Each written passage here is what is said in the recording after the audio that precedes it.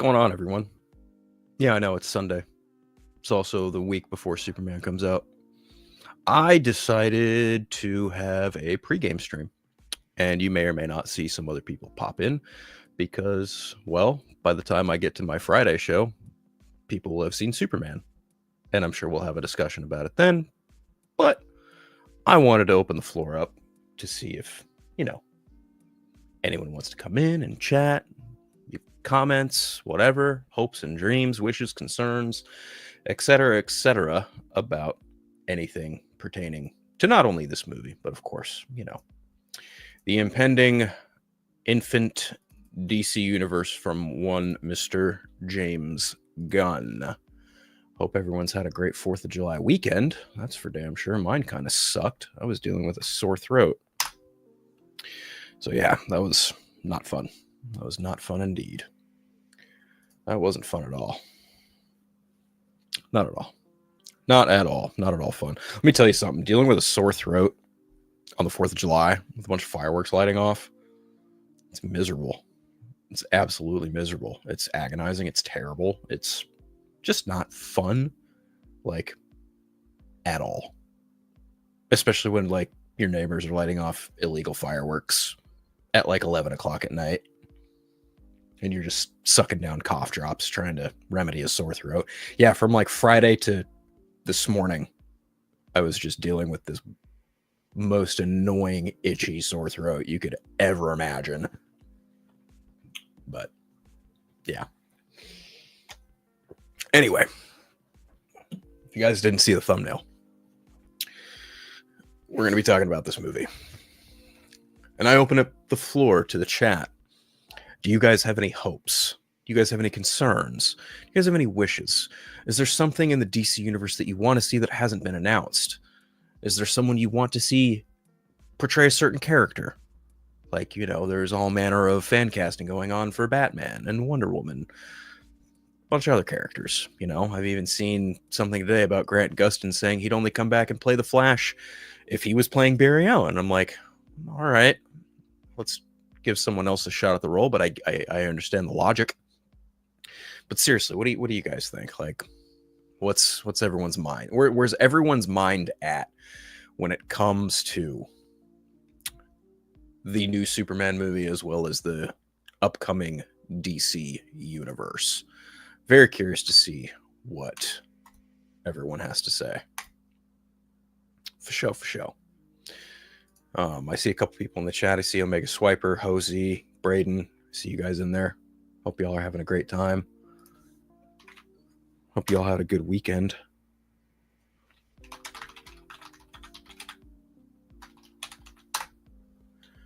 Just sending out late invites. Oh, hey Darren, you can't come in for the stream, but you can come and leave a comment. Thanks for stopping in, man. Good to see you. Happy 4th of July weekend. Happy 4th of July weekend. Hope you're having a good weekend, mate. Let's see. I don't even know where to start because, like, I feel like I've talked about this movie in more ways than I can count leading up to it. And I'm just like, I feel like a lot of people are just kind of anticipating that I'm probably going to hate this movie. Even though I bought a shirt for it. And I've talked positively about things that I'm looking forward to, but a lot of people just seem to be under the impression that I'm, like, just going to hate it, which I find very funny because, like, as I talked about on Friday, like, I walked out of Jurassic World Dominion and I was like, this was probably the first movie of 2025 where I walked out and I was like, yeah, I didn't really like that all that much. And, the last trailer for the new Superman movie didn't really do a lot for me. I think the marketing is in overdrive mode, and that's, I guess you could look at it in a multitude of ways. I think for me personally, it's just a little too much because, like, well, you didn't really need to sell me on the movie. It's the general audience you kind of need to sell it on, right? So I guess from a marketing perspective, this is probably the strongest that Warner Brothers and DC have made since. So,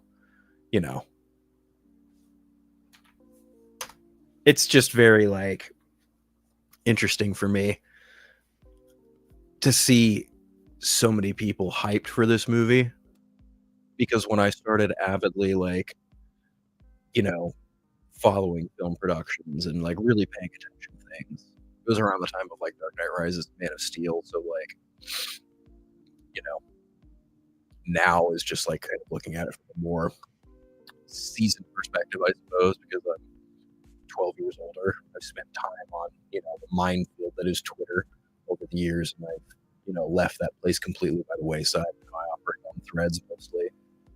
It's just like, it's crazy to me to see the shift in the way people, follow films, interpret films, and like how they consume.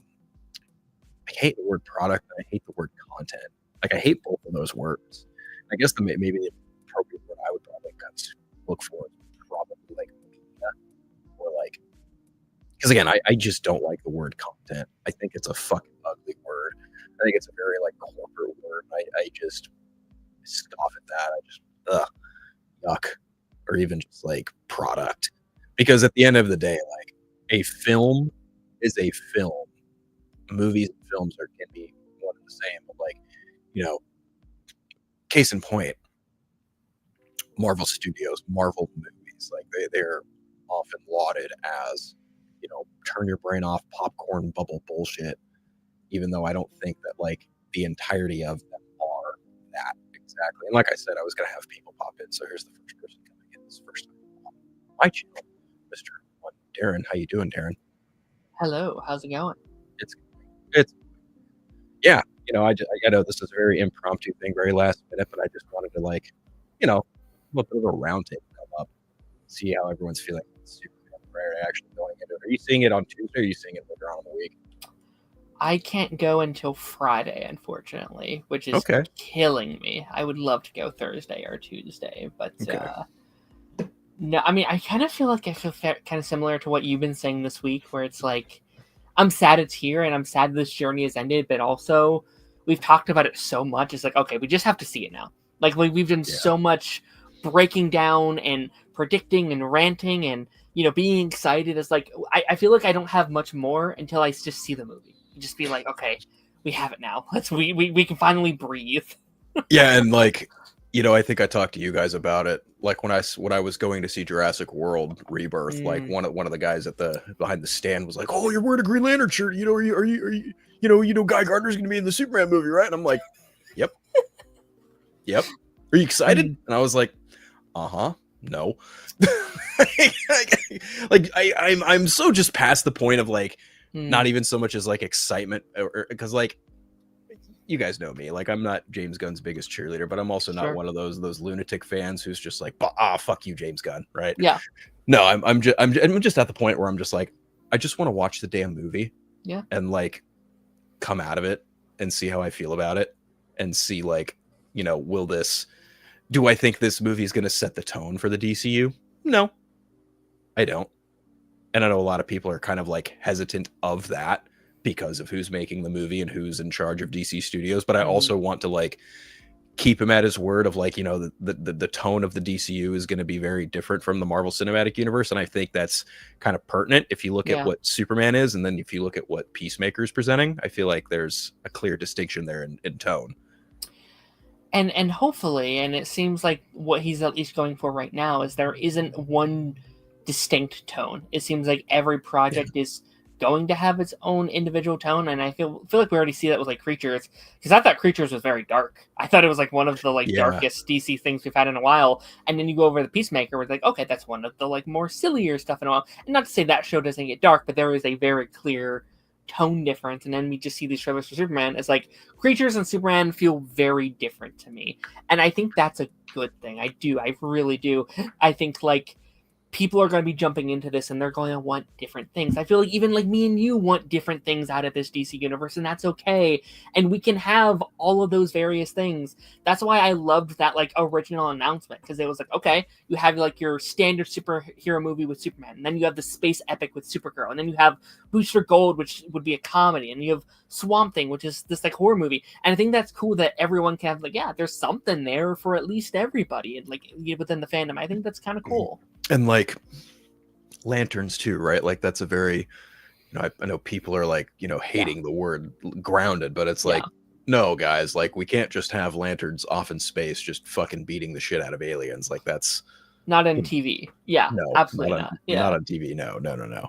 But like yeah, to your point, like I think variety is a good thing. I know that a lot of people like throw Marvel into like one toy box, and it's like, yes, Mhm. that's true, but I also think that like, they do have some standout films in their catalog and some standout TV Sure. shows that kind of stand apart from that typical Yeah. Marvel mold that they do, and I think there's an opportunity here to do something that Marvel has yet to do up until very recently, in that you can have something like dark and very like personal, like with Creature Yeah. Commandos, and then you can kind of go something a little more, God, I hate saying it, brighter with Superman.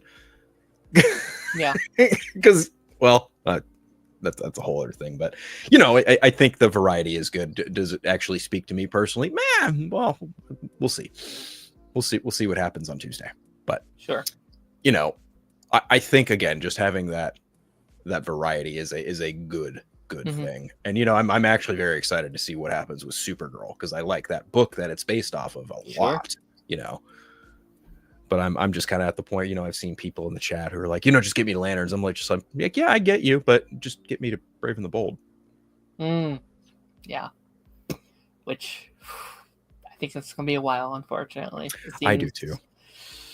It seems like it's going to be a bit, which is frustrating, because I think that should be one of the, like, I'm glad we're not doing Batman like immediately, because I know a lot of the DC stuff has done that, but also it's like Batman is such a crucial point for all of these characters. We're getting Clayface and Titans, and it's like, yeah, I prefer Batman first, actually. Like, I don't know if that's like a classic take at this point, but like, it'd be nice to just have that like foundation, because I know you're a big like DCEU fan.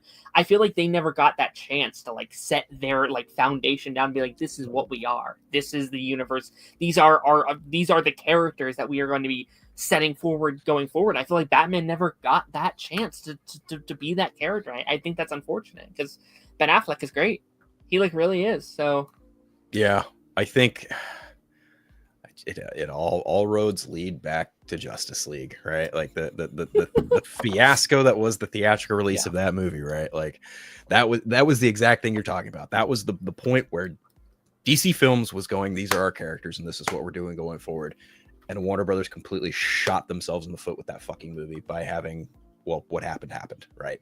What's up, Jeffrey? How you doing, man? And I think there's actually even something pertinent here that Hosey brings up. I hate to use this phrase, but I have Superman discussion fatigue. Hosey, I think Darren and I and you 1000% are in this camp of like, I'm over it.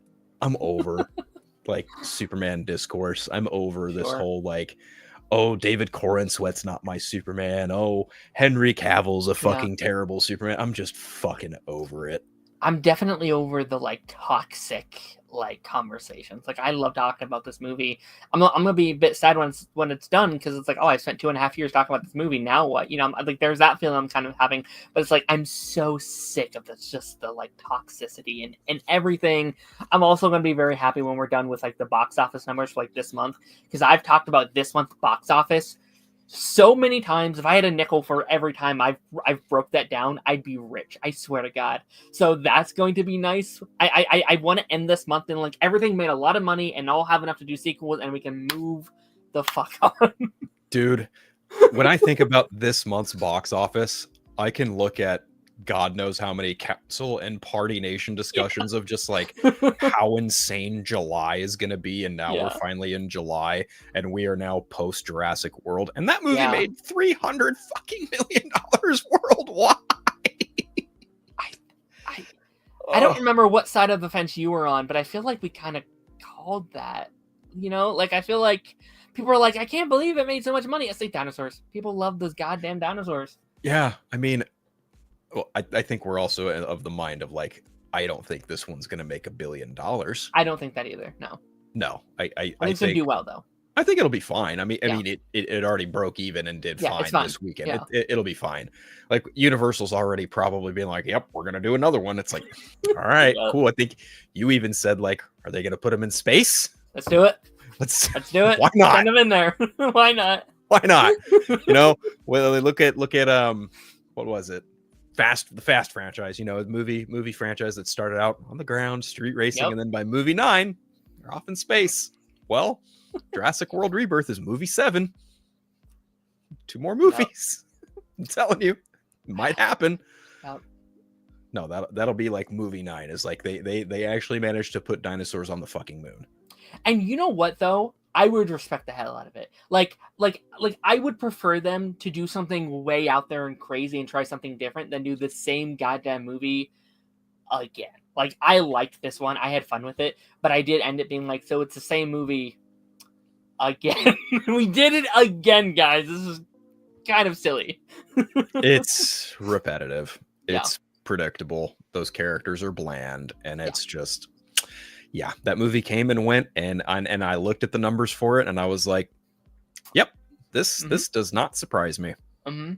And if you look at like all the highest rated movies this year, it does make me a little sad when you have like Minecraft, which is just the most whatever movie that's ever been made, and Lilo and Stitch, which is like, you know, a live action reboot that people didn't like that much, you know, and it's like, these are what is getting money, these very basic movies, when you have things like Sinners and like Thunderbolts that aren't doing bad, but could have done better. Elio had just come out and people seem to love that, not doing very well, and that does break my heart a little bit. And I'm going to be, again, curious with, you know, Superman. I did it again. I'm talking about box office. I need to stop. Not even going to do it. Change the subject, Phil. Stop me from going. Well, I mean, like it's hard not to. It's hard. It's hard. It's hard. Like, you know, like I was talking about, like it's been interesting to see.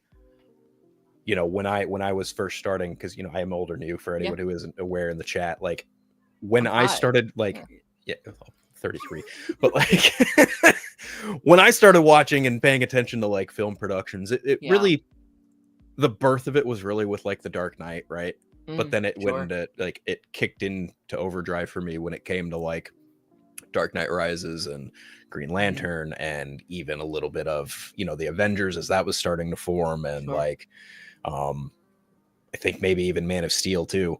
Like around that time, you know, 2011, 2012, 2013, somewhere in there. And, you know, having spent so much time on Twitter from then till about 2 years ago, I've literally just seen like the worst of the worst of humanity, like just go to town on any of these movies, and I've also seen all manner of fulsome praise for any of these movies. It you know, when people say there's like no in between, it's like, yeah, that only applies on the internet. That truly only applies on the internet, because people in the real world, like, case in point, my dad could give a flying fuck about Batman or Superman. Check this shit out though. As soon as Joker hit Max, my dad calls me and he goes, "Hey, have you seen that Joker movie?" And I was like, "Yeah, I saw it in opening weekend." He goes, "Dude, that movie was fucking awesome." I was like, okay, Pop. You know, like a movie about a dude completely losing his shit and becoming a clown. Like, all right. And he goes, "No, man, the way that movie ended with all the people chant." I was like, "Okay, Dad, like, good for you." And he goes, "Yeah, I don't fucking like Ben Affleck as Batman, but that's a fucking good Joker movie." I was like, "Is it because Joaquin Phoenix is in it?" He goes, "Yeah, it's because Joaquin Phoenix is in it." I was like, "All right." I don't know if he's seen the second one, but I haven't bothered to ask. Yeah, I went on vacation last week with like the whole family, and did. all week I was like, all right, they're gonna bring up a movie to me at least once about like an upcoming movie or something. They didn't bring up Superman. They didn't bring up Jurassic World. They didn't bring up Fantastic Four. You know what they did bring up though? Twice. Smurfs.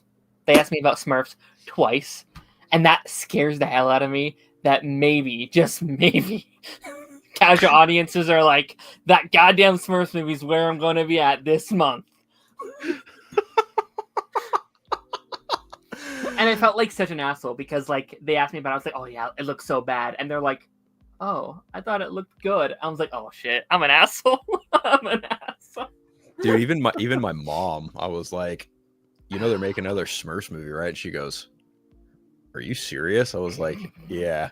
And she goes, I don't know who would bother watching that. Like, I even came home on Thursday. Yeah. She walked in the door. she's like, what's your problem? I was like, Jurassic World sucked. And she was like, oh, all right. She goes, what's the next one you're watching? I said, Superman. And she goes, oh, okay, well, hopefully that one's better. But I mean, I think from a general perspective, it'll probably be more positive than negative. I agree. Yeah. I think from a, if people didn't like Man of Steel, if Superman fans weren't too hot on Man of Steel, and they, you know, they're not assholes online about it, I think they're probably going to get what they want out of this movie. Yeah. You know, and I also think that anyone who, you know, is still scorned and mad and pissed off that Henry Cavill got unceremoniously let go from the role of Superman, you know, they have some semblance to be bitter. I get it, but you know, it always just goes back to that phrase, like, don't be a dick, don't be a dick about it. You know, like I've even just seen today some people sharing like this post that's apparently on Twitter from a girl who I was mutuals with. I think her name's Sammy Snyder Queen, something like that. And like, you know, and she's been pretty, you know, vocal about restoring the Snyderverse, and that's fine and gravy, you know. And I think there's a way to do it and not be an asshole about it. And I think that she goes about it in a very like, in a way that is pertinent to that. But then again, I don't know, because I'm not on Twitter. I don't see how, you know, she and other people interact. But I do know for a fact that there are other people that are in that cult who do talk down to other people and who do talk to people like shit. And I'm just like, yeah, that's not cool. Like, don't be an asshole about it. But I also see like on threads, people like just taking pot shots at the DCEU and things like that, and being like, oh, this movie's going to be, you know, what the DCU was, and this movie's going to be so much better than Man of Steel. And I'm just, that's, I what I really hate is when people speak subjectively, and they act like it's objective. Right. That's the shit that really bothers me more than anything. And I'm just like, at the end of the day, like, it's a movie about a fictional character who is American in the most American sense, in that he is an immigrant and he came here from another world, and he embodies the best traits of us, and he's meant to inspire people. But I also think that a lot of his fans like take that and they try and beat that hope and optimistic bullshit over everyone's head. Like, no, this is what Superman is. And it's like, okay, pump the brakes. Like, yeah, but that's not all he is. You know what I mean? I think like, because like that's what I like personally about Superman, is that hope and stuff like that. And like, so like whenever I talk about Henry Cavill and like Man of Steel, I say, hey, it's not my Superman, but that doesn't mean that his version is invalid.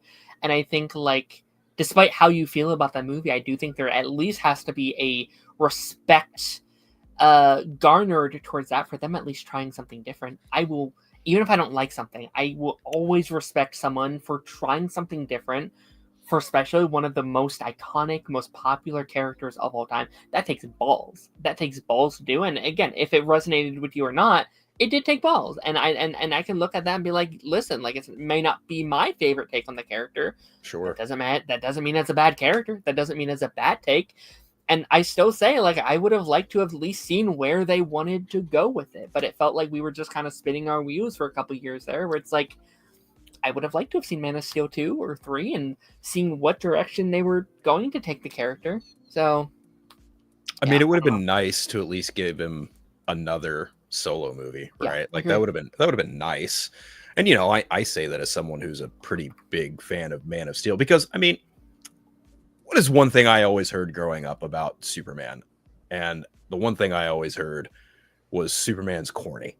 Batman was cool. Like, that was something I always heard from just people in the real world, not even online.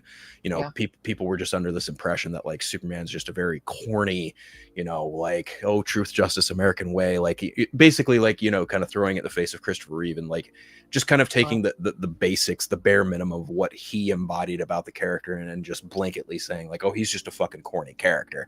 And then I'm just like, well, he wasn't corny in the Fleischer Studios cartoons. He wasn't corny in the animated series. He wasn't corny in Justice League or Justice League Unlimited. Like, you know, he'd throw out an occasional like corny quip, but that doesn't mean his character overall was displayed or portrayed as corny. But like you look at, you know, Superman 2 or even the Donner cut, Superman 3, Quest for Peace, even Superman Returns, and it's just like it's kind of hard not to look at the way and the tone of that, the way they depicted that version of the character, and not come to at least a conclusion of like, yeah, it is a little corny. It is, yeah. Yeah, and I'm not saying that's a bad thing. Right. I'm just saying like that is the thought process from what people took away from it. Sure. So when it came time for Man of Steel, like what did Warner Brothers want to do? Like, you know, from what I recall, after Superman Returns did what it did, you know, it was moderately successful. But the problem is they lumped the budget from Superman Lives in with Superman Returns, right. So it became like a fucking trial and tribulation just to break even at the box office. Right. And when it underperformed, even though it did like 420 something million on its own, which is respectable. Yeah, you know, solid. And this is in 2006, nonetheless, too. Right. Think about it. Superman Returns in 2006 made more money at the box office than Thunderbolts did this year. Yeah. Adjust that for inflation. See how much that movie made now. It'd be pretty wild. But even still, like there was this notion at WB to be like, yeah, we need to do something different with this character. We can't just cling to the John Williams stuff because people are kind of tired of that. Right. And that's how, you know, Christopher Nolan got tasked with, well, it wasn't really tasked. Like David Goyer came to him and was like, hey, you know, I have an idea for a Superman movie. And Christopher Nolan was like, okay, let's bring it to Warner Brothers. Because by this point, Warner Brothers was like, yeah, you know, we'll take Superman pitches, but we don't know what the fuck we're going to do. Basically, after Superman Returns, they were kind of in a limbo state with the character, much in the same way they were with Batman after Batman and Robin. And they were just like, well, we need to do something vastly different. We need to do for Superman what we did with Batman, more or less. And, you know, they took pitches from Grant Morrison, Mark Millar, fucking couple other people. Yeah. And of course, Christopher Nolan being the golden boy that he was at the time, you know, he presents them the thing that David Goyer brought him, and they were like, that. Sure. We want that, you know?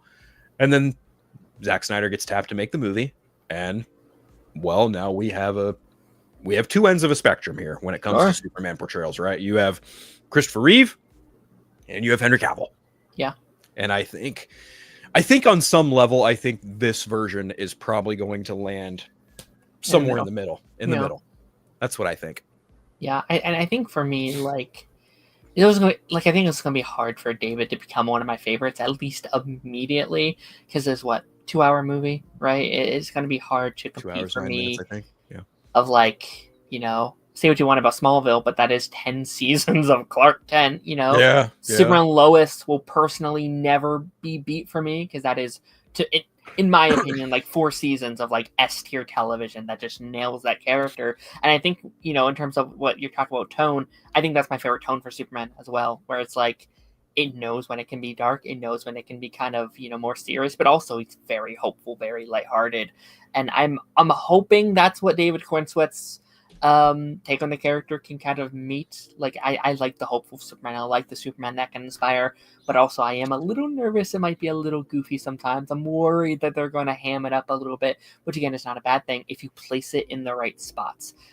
Gunn is very 50-50 in that aspect, where sometimes I think he nails his humor, but sometimes with like Guardians 2, where it's like that should have not been in that exact spot, or that shouldn't have been in that exact spot, and kind of ruined your pacing and ruined your tone a little bit. So like that's my main concern going into this.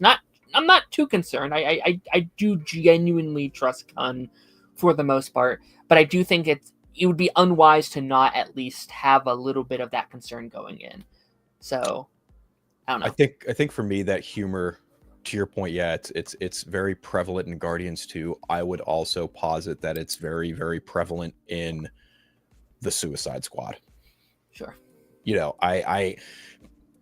it's funny because like when it comes to the DCEU, you know, the prior movies that we got, I always say like outside of like Justice League and and Suicide Squad, like I have a genuine barometer of like, this is the movies that I absolutely love, and then at the end of the spectrum, I just kind of like, to varying degree. And the Suicide Squad is at the bottom of my list, and people are like, wow, you really rank it that low? And I'm like, yeah, but I don't avidly hate any of these movies. Sure. You know, I know a lot of people are like really up in arms about Wonder Woman 84 or The Flash, or like And I'm not saying that those movies are perfect. I'm not saying that those movies are like cream of the crop or great. I'm just saying like they tried to do something different with those movies. Whether or not they worked for you, that's a very different conversation. I think on some level they do work, but on other levels they absolutely do not work. Like there are flaws in Wonder Woman 84 that are very abundant. There are flaws in the Flash that are very abundant. But then I look at something like the Suicide Squad, and it's just very humorous in a lot of ways when it probably shouldn't be, and I think like when the studio kind of tweaked with that first film and they tried to turn it into like a a Deadpool meets Guardians of the Galaxy mashup, that really kind of fucked with what that movie was supposed to be. I think Josie actually brings up a really great point. I think a lot of people are afraid that it's going to be like Thor Love and Thunder, and I would like I can see that. I can see why a lot of people think that way. I just think that like James Gunn is like a notch or two below Taika Waititi in terms of like overplaying the humor for sure. And he's also said it's not a comedy, right? And right. That could be wrong, right? He it wouldn't be the first time he said things that aren't true, right? But it seemed like that was a worry for people when it was first announced, and he said pretty early on, "Hey, my other movies that I've made in this genre have been comedies. This one is not a comedy." And that was like okay. Good. I can breathe a little bit. I can, not saying a Superman movie can't be a comedy. It could. It can. I just don't think, especially when your first Superman movie, your first real movie in this universe, you do need to set this tone that can be open for everybody, right? Like I said earlier, going forward, you can very practice with tone and style and stuff like that. But I think with your first one ever, you need to have this streamline setup of like, okay, this is this, and then we can build on top of what we're going forward. Very similarly to what Iron Man did, very similarly to what Arrow did for like the CW stuff. They need that standard to build on top of first. Yeah, and like I think about that too. And while I think that some of the clips are quote out of context, I do think like in a sense they are in the context of the movie. Like you're still seeing what is presented, and I think I've even seen this clip going around of like Superman shooing Crypto away, and like there's this really cruddy shot of his boot like becoming extended, and that's due to the camera lens. Obviously it's a fisheye lens thing. It happens, and I'm just like, well, of course people are going to nitpick the fuck out of this, right? Like that's exactly what they're going to do. So when I think about stuff like that, I think like the technical side of my film experience and like the things that I've studied in film, like it buzzes, and I'm just like, oh, it's a flaw, like that's the immediately first thing I think of, like, oh, that's a really easy flaw you could have easily just gone away with in post, but someone let it slide or whatever. Like it is what it is, not to say like every other film in Marvel's catalog or even the DCEU has stuff like that, because there absolutely is. There's absolutely some pretty noticeable like bad shots in a few of these films. It happens like it does. Famously I think it's in Spider-Man, like the shot of Mary Jane swinging with Peter as Spider-Man it's a fucking mannequin, you can tell. Like sometimes the magic, you can see through the magic a little bit, you can see through the act. And I think there's also a charm to that, right? I think that shows that we're human. We're not this AI making machine that's just like, oh, we have to, we're putting in, codes and, stuff like that. Like, no, this is a human made this. And I think sometimes people forget, like, I think it's important to sometimes have bad movies or have mid movies, because if every movie was a masterpiece, we wouldn't like cinema, because it'd be boring. We would have it all. So I think that there needs to, I don't know, like I feel like sometimes people are like too hard on bad movies, where like it's not the end of the world if there's a bad movie. It's like if the movie's bad, it's like, okay, let's try better next time. Let's do better next time, and let's talk about why it's a bad movie, not just like, whoa, it's a bad movie, let's move on. It's like, whoa, hold on, how can they improve going forward? Speaking of which, Ronan, my man. Speaking of a mistake. No, I was kidding. What do you mean mistake? I'm just kidding, my man. How's it going, buddy? I think this is the perfect guy. At work. You said you were getting off in like 35 minutes. Waiting for the Uber. Gotcha. We got some snacks back there. Yeah, I see a vending machine back there. What you got back there? Any super snacks? Any crypto treats, Scooby snacks. I got Doritos, Cheetos, Lay's, and some chocolate, which I'm assuming has melted. Probably. Yeah. That'd be unfortunate. So when it comes to, I think Darren brought up a really great point about, it's okay to have bad movies. I also think some people actually go out of their way to like apologize for bad movies and like try and make them better than they are. And it's like, no, a movie can be bad. But to your point, like there can be discussion about why it's bad. Yeah. Like, what was everyone clowning on last year? Madam Web. Yeah. Madam Web was one of the most, if not the most, clowned on comic book film of last year. Time. I think of all time. That's I think it's in that conversation of all time. Like, I think it falls in a similar category of like, Steel, Catwoman. Sure. Like, I would imagine some people would probably throw Batman and Robin. I wouldn't put Batman and Robin in the same category as Madam Web, because Batman and Robin actually knows what it is. Agreed. Sure, it's bad, but it's still fun. It's entertaining, not in a good way. Yeah. But it has its moments. It has, some semblance of charm. But then you look at something like Madam Web, and it's like, being the film fans that we are, we can literally see where the edits come from in the editing room, and you're like, wow, they really just tore this movie to shit in the editing room, and that's a shame, because you can see glimpses and glimmers of what could have been a halfway decent movie. That pitch looked incredible. I love this like time travel heist Spider-Man movie. That's awesome. That's incredible. And like I kind of enjoy Madam Web in the way that I'm just like, how did we get here?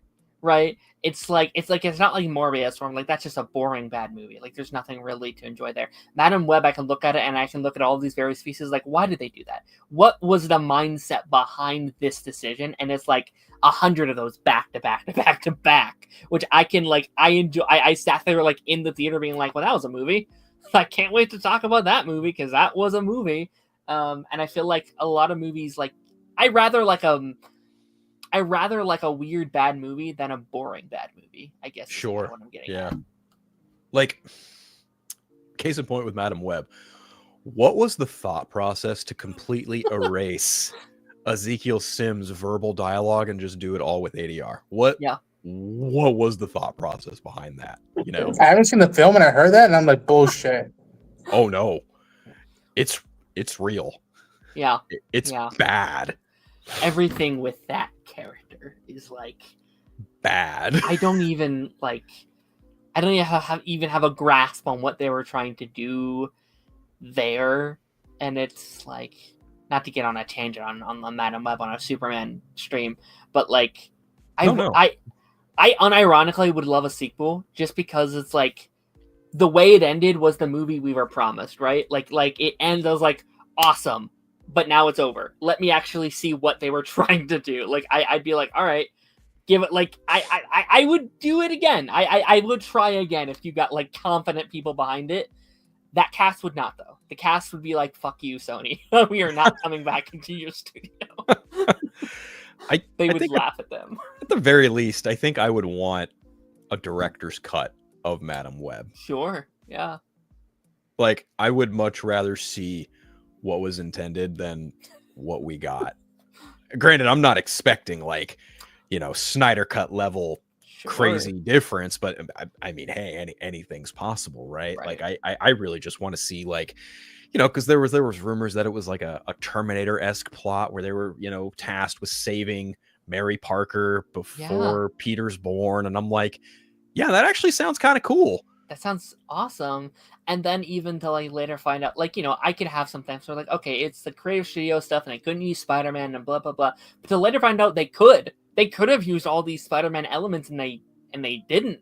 Yeah. It's like, why? I feel like something like that could have done well at the box office, Like, I'm not saying you have Peter Parker in the whole movie, but add elements in there to make this plot work for you.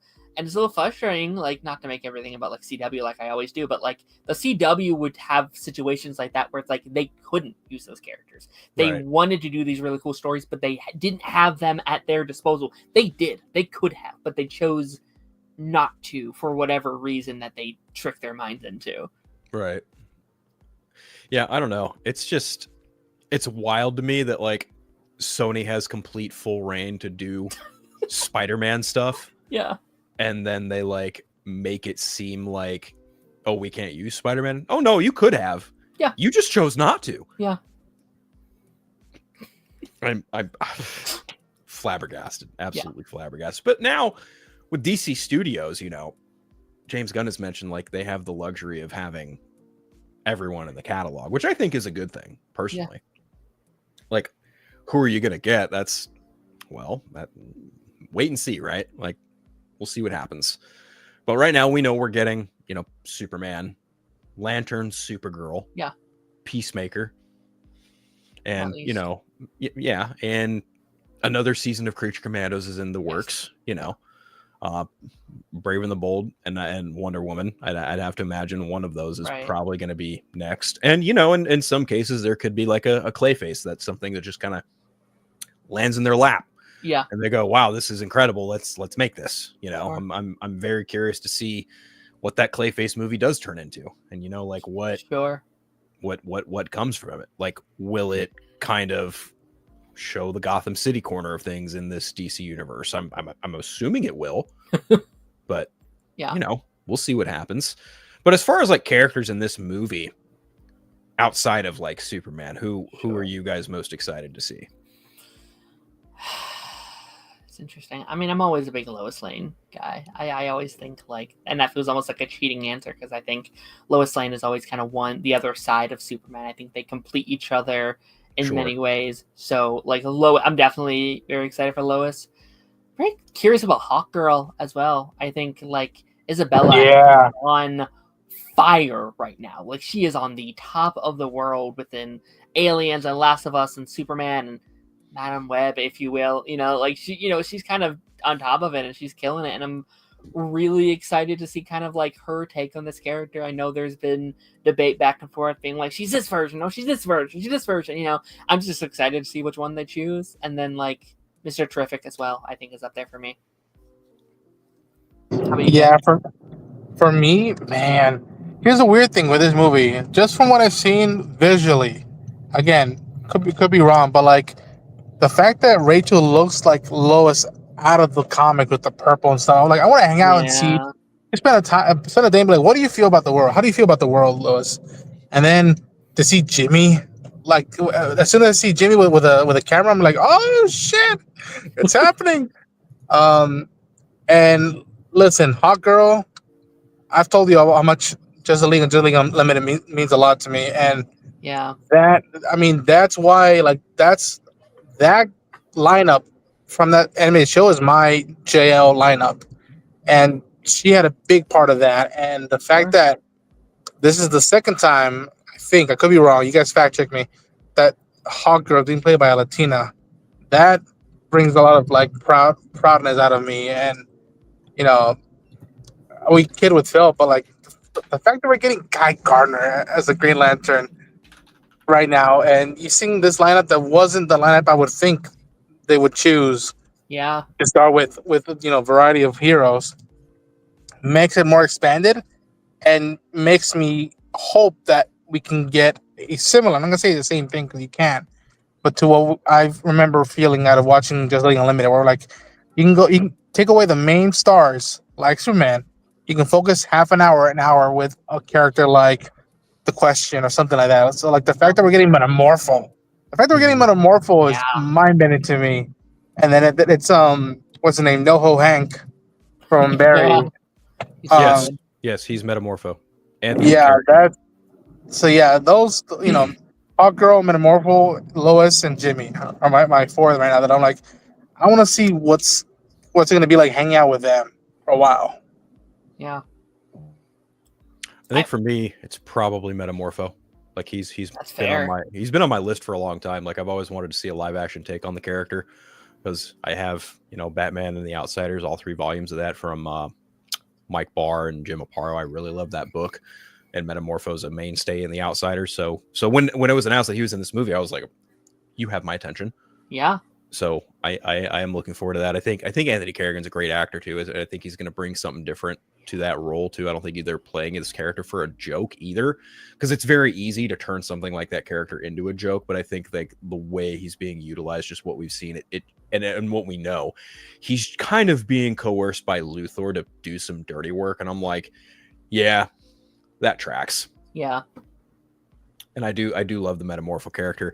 And I kid with Ronan all the time. Like I'm not really that big of a Jimmy Olsen fan, but obviously I'm in the minority on that. Like I just, it's whatever. But the fact that like he's getting some love this time around from what happened in the previous universe, even though it wasn't really that character, like it's a whole conversation, right? But it's nice to see mainstays from the books come into the film. I think that's one thing people definitely love seeing, and especially with someone like Mr. Terrific too. I think Mr. Terrific's definitely on my list. Like I think Eddie Gathegi's a great actor.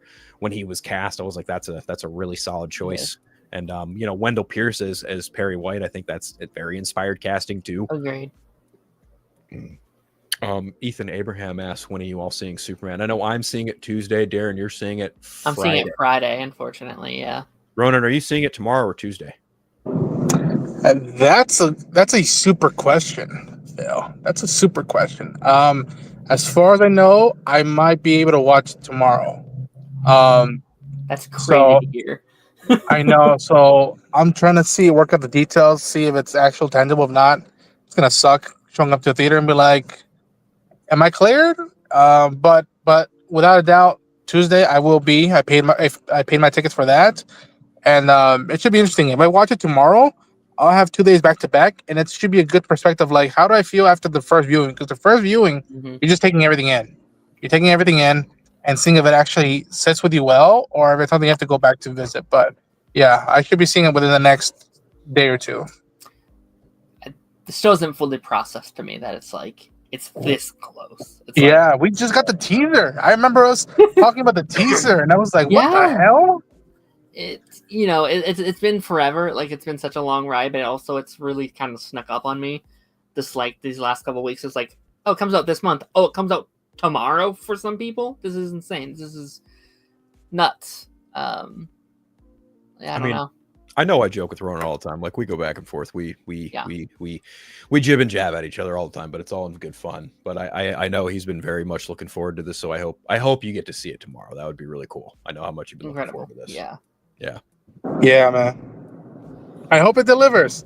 I hope I walk out and it delivers. And I'm not gonna. And it's something that I've been seeing a lot of, how do I put it, interesting convos, and it's just like, I don't think anybody wants it to be bad. Nobody wants it to be bad. So if it delivers, we could, be like, let bygones be bygones, quote unquote, and be like, all right, it's working. Let's good.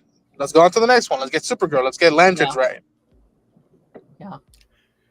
Yeah, I think it was really smart to just be like, here's what we have that is ready to go.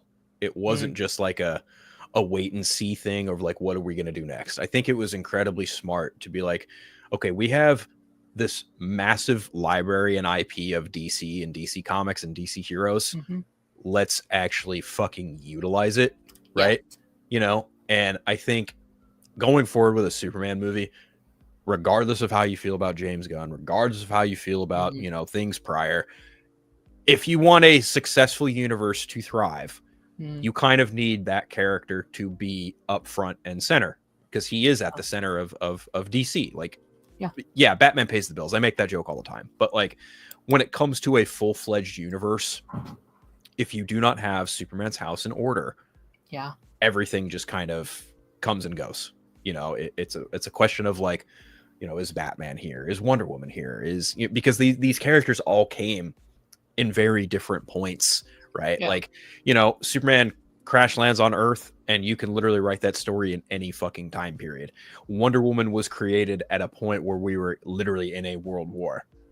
Same with Batman, like all of these characters were created during more or less the beginnings of World War II.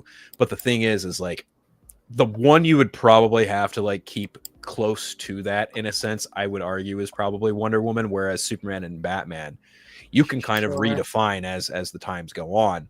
Yeah. And that's why I think Wonder Woman's always been kind of the more difficult nut to crack. But it seems like we're getting, another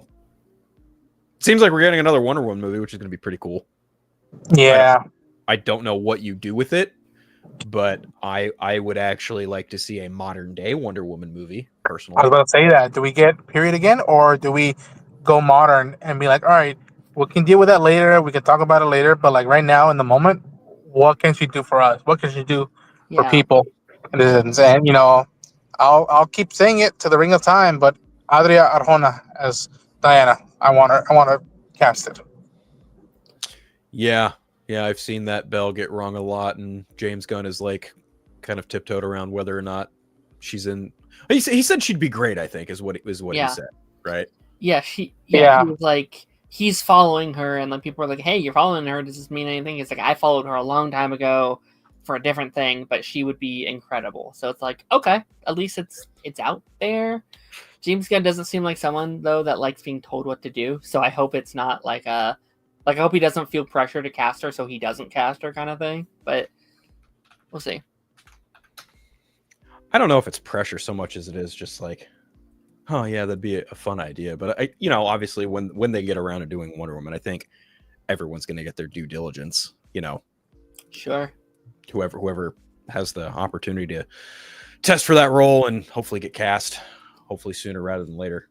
Sure. Yeah, I think I know there's some that you guys don't like, but I feel like as a whole, his casting has been really good. Like there's only one or two that'd be like, maybe could have gone maybe to someone else, but like I think even if you're looking at Guardians, even if you're looking at Suicide Squad, I know you guys aren't a hugest fan of that one, but like casting wise, I thought they kind of nailed it for the most part. So I'm I think with most of these characters, I'm kind of like, what, whoever they want. I'm not picky, as long as they do a good job, as long as they respect the character and can act good. Our last Wonder Woman, here and there sometimes. So we'll see. I'm not one way or the other, and I think the Suicide Squad thing is probably more me than Ronan. But as far as casting goes, I don't think there was a bad cast member of the Suicide Squad. Saver, well, even then, the role that person was in was actually really funny because he ended up just being a junkie. But no, I think every member of the Suicide Squad was appropriately cast. Like I actually really like David Desmalchin as Abner Krill, the Polka Dot Man. Oh, yeah, so good. And like, it's funny for me saying that because obviously Polka Dot Man is like one of those jokey ass characters from DC Comics, and it's like, no, James Gunn took that character and like didn't even bother turning him into like he's a joke spitting character, but like he's just he's a tragic character in a sense because he's just very depressed and he had a fucking hard life, and now all he can do is just spew these explosive polka dots out of himself, and it's like, oh man, that's one way of doing it, and I think that character is a perfect example of what James Gunn does best. And then you get something like Taserface or a couple other characters, or like how you've got Drax in the second movie. Oh, I have humongous turds, and it's like, right, yeah. That is an example of James Gunn doing what he does at his worst. I would agree with that. But I don't think any of that is going to be pertinent in Superman. But I don't know. We'll see. Not too long, but it's. Yeah, I've always told people that like regardless of whether these projects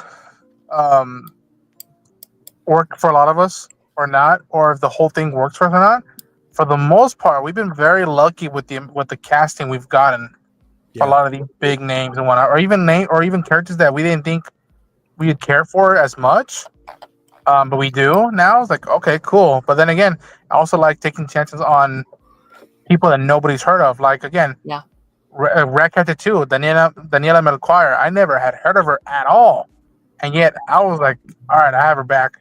I don't know where she's at, and hopefully she has a good career. But like, she did a phenomenal job in there. And in some instances, some things are perfect casting, even if they're an A-list celebrity by the time they get it. Like, I mean, Margot Robbie was just rising up in fame and recognition when she got Harley, but like, God, damn, like instantly was like, oh yeah, she's perfect for Harley, and is genuinely a fan.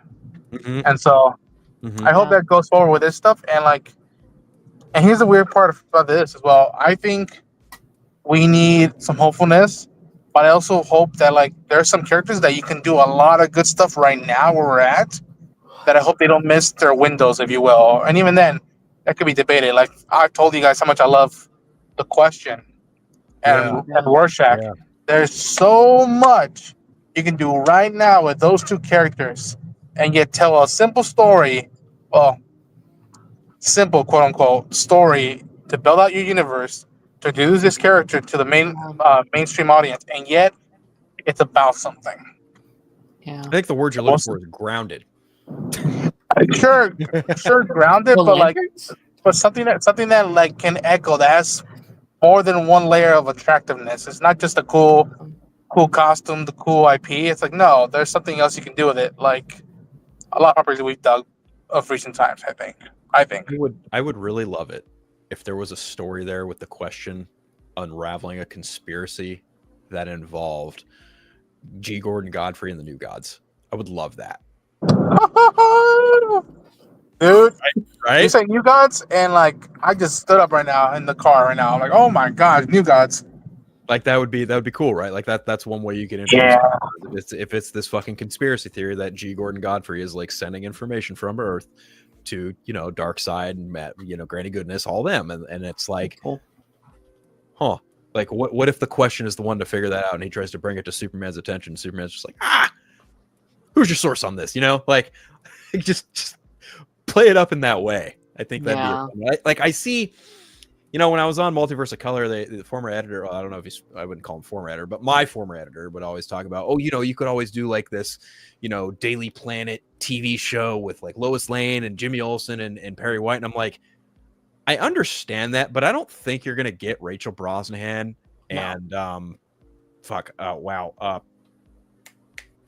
Skylar Gasondo, and God, what is the actor? I'm spacing it. Wendell Pierce. I don't know that they're gonna just be like, oh yeah, we'll do a TV show, because again, the contracts come into play, and other things matter. And honest to God truth, I don't think anyone is clamoring for a Daily Planet anything, especially after a show like Powerless just kind of came and went. Yeah. I don't know. For me, and you know me, I always try to look at it different perspectives. If I was friends with Rachel and Wendell and all of them, and they said what they're pitching us a Daily Planet show. What do you think? What should we do? I'm like, unless they gave you good enough material, if they're willing to do something like you live the life of reporters in the modern era, but they get something like All the President's Men or The Post, something like that, where it's all right, there's something big going on, a story that's worth fighting for, worth doing journalism. Yeah. I think that would hook them. If it's a spitball idea, if they want to do The Office, the Daily Planet, I don't think anything. Maybe they would, but I don't think that's what I'm asking for. But something to bring up, why is it worth bringing Daily Planet into play, right? Other than it's part of the Superman lore, there's got to be something worth to it. And it's all right, we need the truth. We need that. We can't have that ripped from us and just be like, no, the truth doesn't matter anymore. And it's something you could do with that, and with the Daily Planet, I think. And that's why, when I bring up characters like the Question or the Green Arrow, they're not quote unquote the main all stars for it, but they're characters that sometimes even Batman will be like, yo, if we start acting out, we need you guys to keep us in check. You guys better let us know when we're steering off too wild. And it's that's the material that a lot of us now, I think, I see nowadays more than the action stuff. I'm like, just give me these characters sitting down, Yeah, and make it interesting enough, and you'll have me. I'll subscribe to the fucking streaming service. I'll go watch the movie. I remember there was a pitch. I don't know if it was ever official or just people talking about it, but I remember there was this Lois Lane Lex Luthor series that they wanted to do. I think it was for DC Universe or some shit. Metropolis, I think. Yeah, it was something like that, where it was them having to come together and solve a mystery or whatever. And maybe that could have been cool. But I'm also from an era of TV shows where they would pitch these shows where it's okay, it's it's these worlds that you love, but you can't have your main character in it, like your Gotham and your Smallville and your There's a spin. Krypton or Batwoman or Gotham Knights, and I love these kind of shows. I grew up on them. Those are my shows. But now they don't need to do that because they can just tell stories with everyone involved. They don't have to, well, it's this but without this, and this and without this, which is why I think that like Wonder Woman prequel, which could be really, really cool, I'm personally not that excited about, because I was like, well, I would just prefer Wonder Woman. I want to see a Wonder Woman movie instead, and we are now, you know? So, but like, maybe I'd watch that, but like I'm not like pitching for him like, yeah, we need a Lois Lane series right now without Superman in it kind of thing. Yeah, I don't really know what I want outside of Brave and the Bold. That's really been just like the one thing on the docket on the chapter 1 that I was like, of all the things that you could make, that is the one thing that has my immediate attention, because I am a Batman fan inherently. Sure. Like that is for sure like my go-to, you know, like I love Batman. I love the Batman family. I love Robin. I love Damian Wayne. Like I remember when he was introduced, I was a junior in high school, and my buddy's stepdad was like, do you know who the current Batman and Robin is? And I was like, Bruce Wayne and Tim Drake. And he went, no, Bruce Wayne is dead. Dick Grayson is Batman and Damian Wayne is Robin. I said, who the fuck is Damian Wayne? And he goes, you don't know who Damian Wayne is? I said, dude, I'm a 17-year-old kid in high school. I don't go to a comic book store. Like, no, who's Damian Wayne? He goes, he's the child of Bruce Wayne and Talia al Ghul. And I was like, oh, that's sick. Like I was immediately just hooked on that notion alone, and like having the idea of Dick Grayson as Batman. I was like, oh, they flipped the script, and he was like, you get it. I was like, yeah, and I know that like what they're doing with the movie is very much like Batman and Son, which I love that book. I love Grant Morrison's take on that whole thing, because what Grant Morrison does and what he continues to do is he'll take concepts from like the Silver and Bronze Age and he'll fucking modernize them. Yeah. And I think that's brilliant. But I also think that like with this new movie, you can see, specifically like Superman, like you can see the All-Star Superman influence. You can see the Silver Age stuff. You can see a little bit for all seasons. You can see the animated series. You can see a little bit of Kingdom Come, obviously. You can see, you know, the Fleischer stuff too. Like I think it's a hodgepodge and a blend of it all. And it all really boils down to, at least for me, I know you guys are pretty much more on board with it than I am. It's just for this movie. But like, it really is just going to boil down to like writing, execution. That's really what it's going to boil down to for me personally. So yeah, I'm excited for Brave and the Bold just because it feels like it's the first Batman movie to, I think, tackle this side of Batman, or like the like side of Batman as someone who's very casual on the character that I love, is that like Bat family. It seems like it's going to be a more like, I don't want to say fun Batman movie, but a more like comic booky. Like it feels like Batman has always kind of stayed in this kind of lane of stories that they kind of tell, where it's just Batman facing off against some villain by himself with a supporting cast. But like the fact that we haven't had a proper like Batman and a Robin since what, 30 years, a long time since we've had like Batman and Robin in a movie together, right? So oh it's my like God. 30 years. Okay, yeah. So it's like I think Robin is so cool, and I think it unlocks so many stories for Batman, and I think it puts him in such a more interesting place. And we've heard maybe there's a Nightwing, and you know, there's a possibility of like a Batgirl, and you know, like all these various characters that we can now play with that are at play now. That's so exciting to me. I think that would get me more excited than anything a Batman movie can kind of do on its own. Batman Part 2, I bet, will be incredible. I'm excited to see what they're doing with that, but I'm Brave and the Bold is where I'm at personally. Like with out of those two, I would pick Brave and the Bold over Part 2. I think for me also, I really want to get to Lanterns too. Like Lanterns to me is something very near and dear to my heart, and it's solely on the notion of Jon Stewart. Like much like Ronan, I'm a huge fan of the Justice League and Justice League Unlimited show, and my Green Lantern is Jon Stewart. Like I love Jon Stewart. I had the pleasure of meeting Neil Adams, who created Jon Stewart way back in the 70s. And I love that character a lot. And I think they have a really great actor with Aaron Pierre in the role. I think he's going to be great.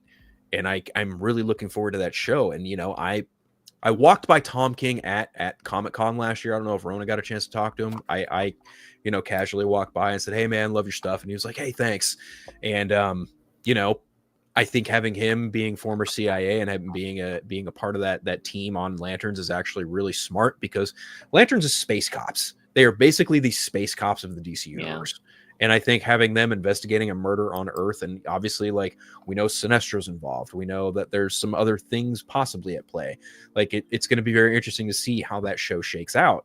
And I'm very excited for Lanterns, probably more so than Superman or Supergirl, even though I am also a huge fan of the Supergirl story that they are adapting.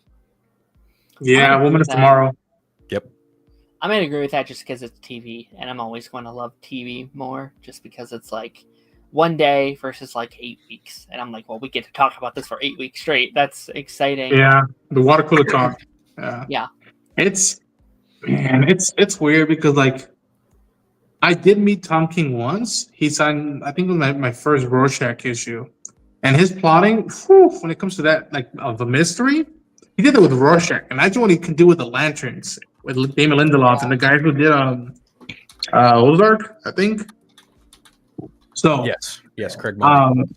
Yeah, and, like, again, that's a lot of stuff that we've been waiting for a long time to see a second or finally, like, good adaptation. Like, how many years of all of us through high school, through college, I mean, people watching this probably through middle school being like, we always heard they were going to do a Lanterns show or a movie, and it never came to fruition. Yeah. And now it's happening.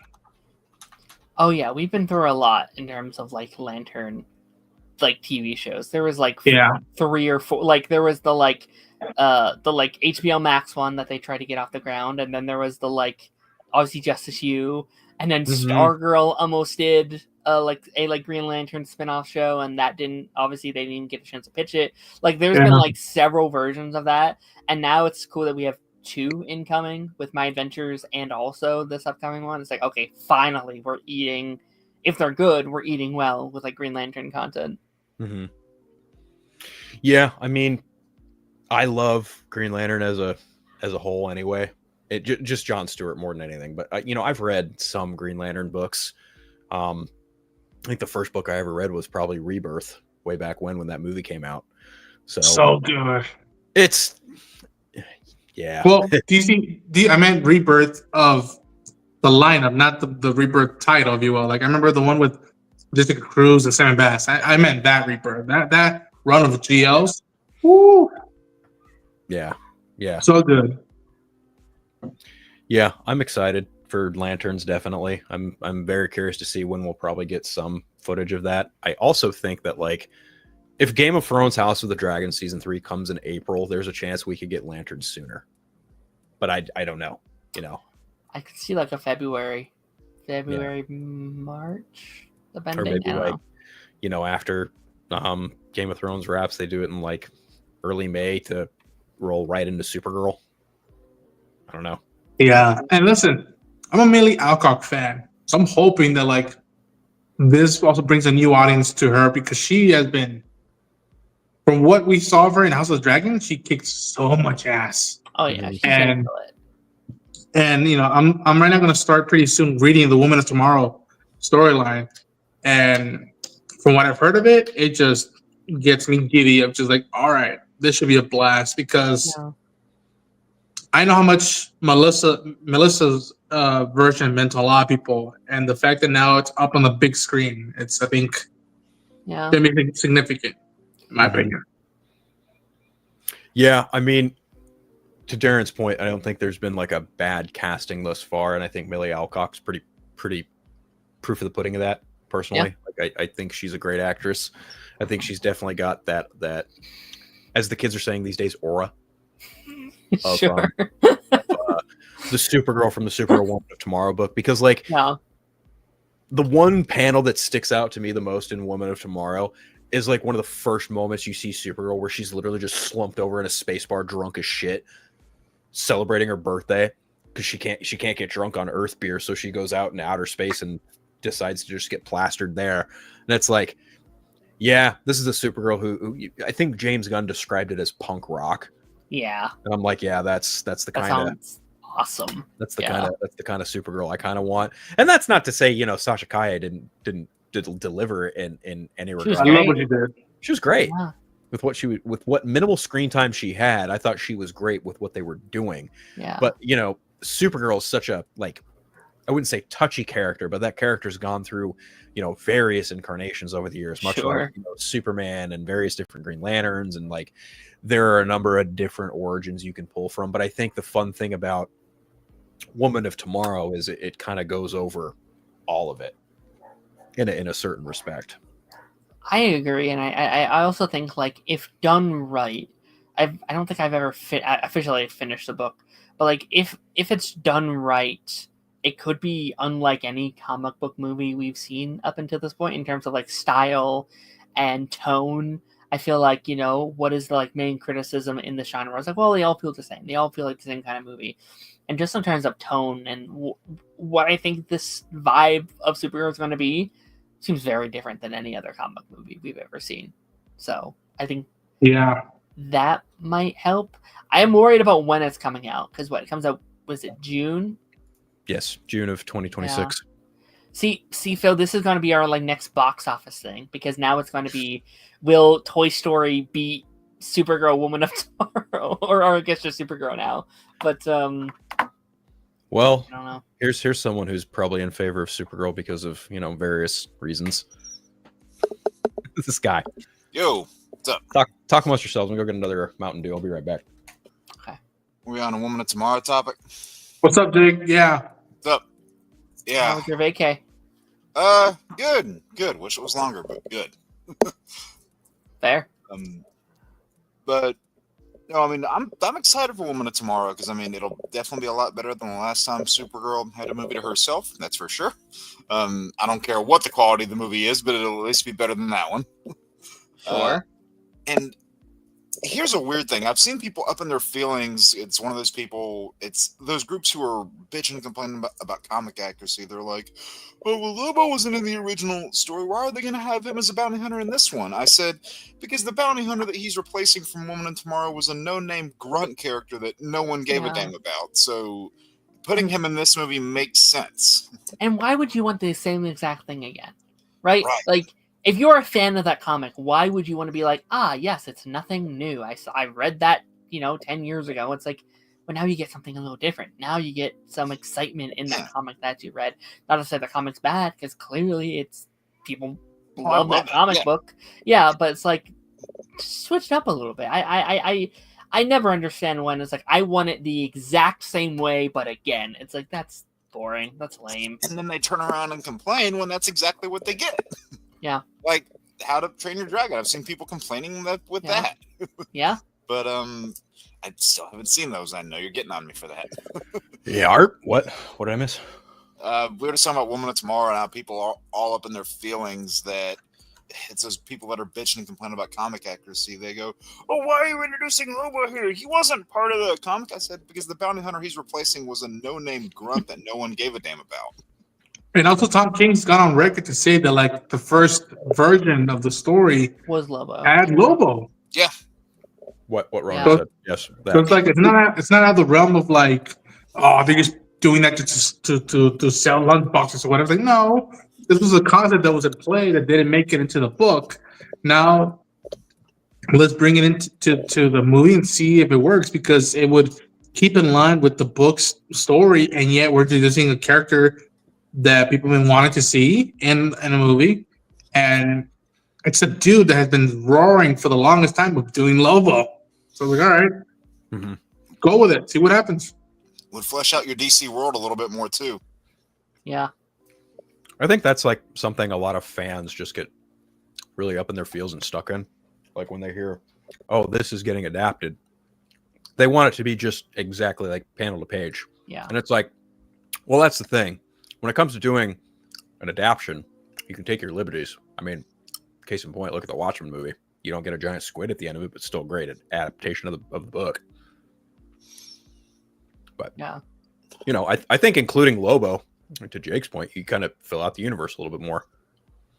Yeah. Yeah, and I think that's been. I mean, granted, we're only really one project into the DCU right now, but I'd argue that was probably one of, if not the biggest strengths of Creature Commandos, was their world building. So just enhancing that further through this is a good thing. Yeah, I think they're going, and I'm mentioning it again, and I'm so sorry, but it feels like they're going the like Arrowverse approach so far. It's like each project is introducing characters that can go on to do their own projects. And I think that's always a very smart way of doing it. MCU also did the same thing in their early days.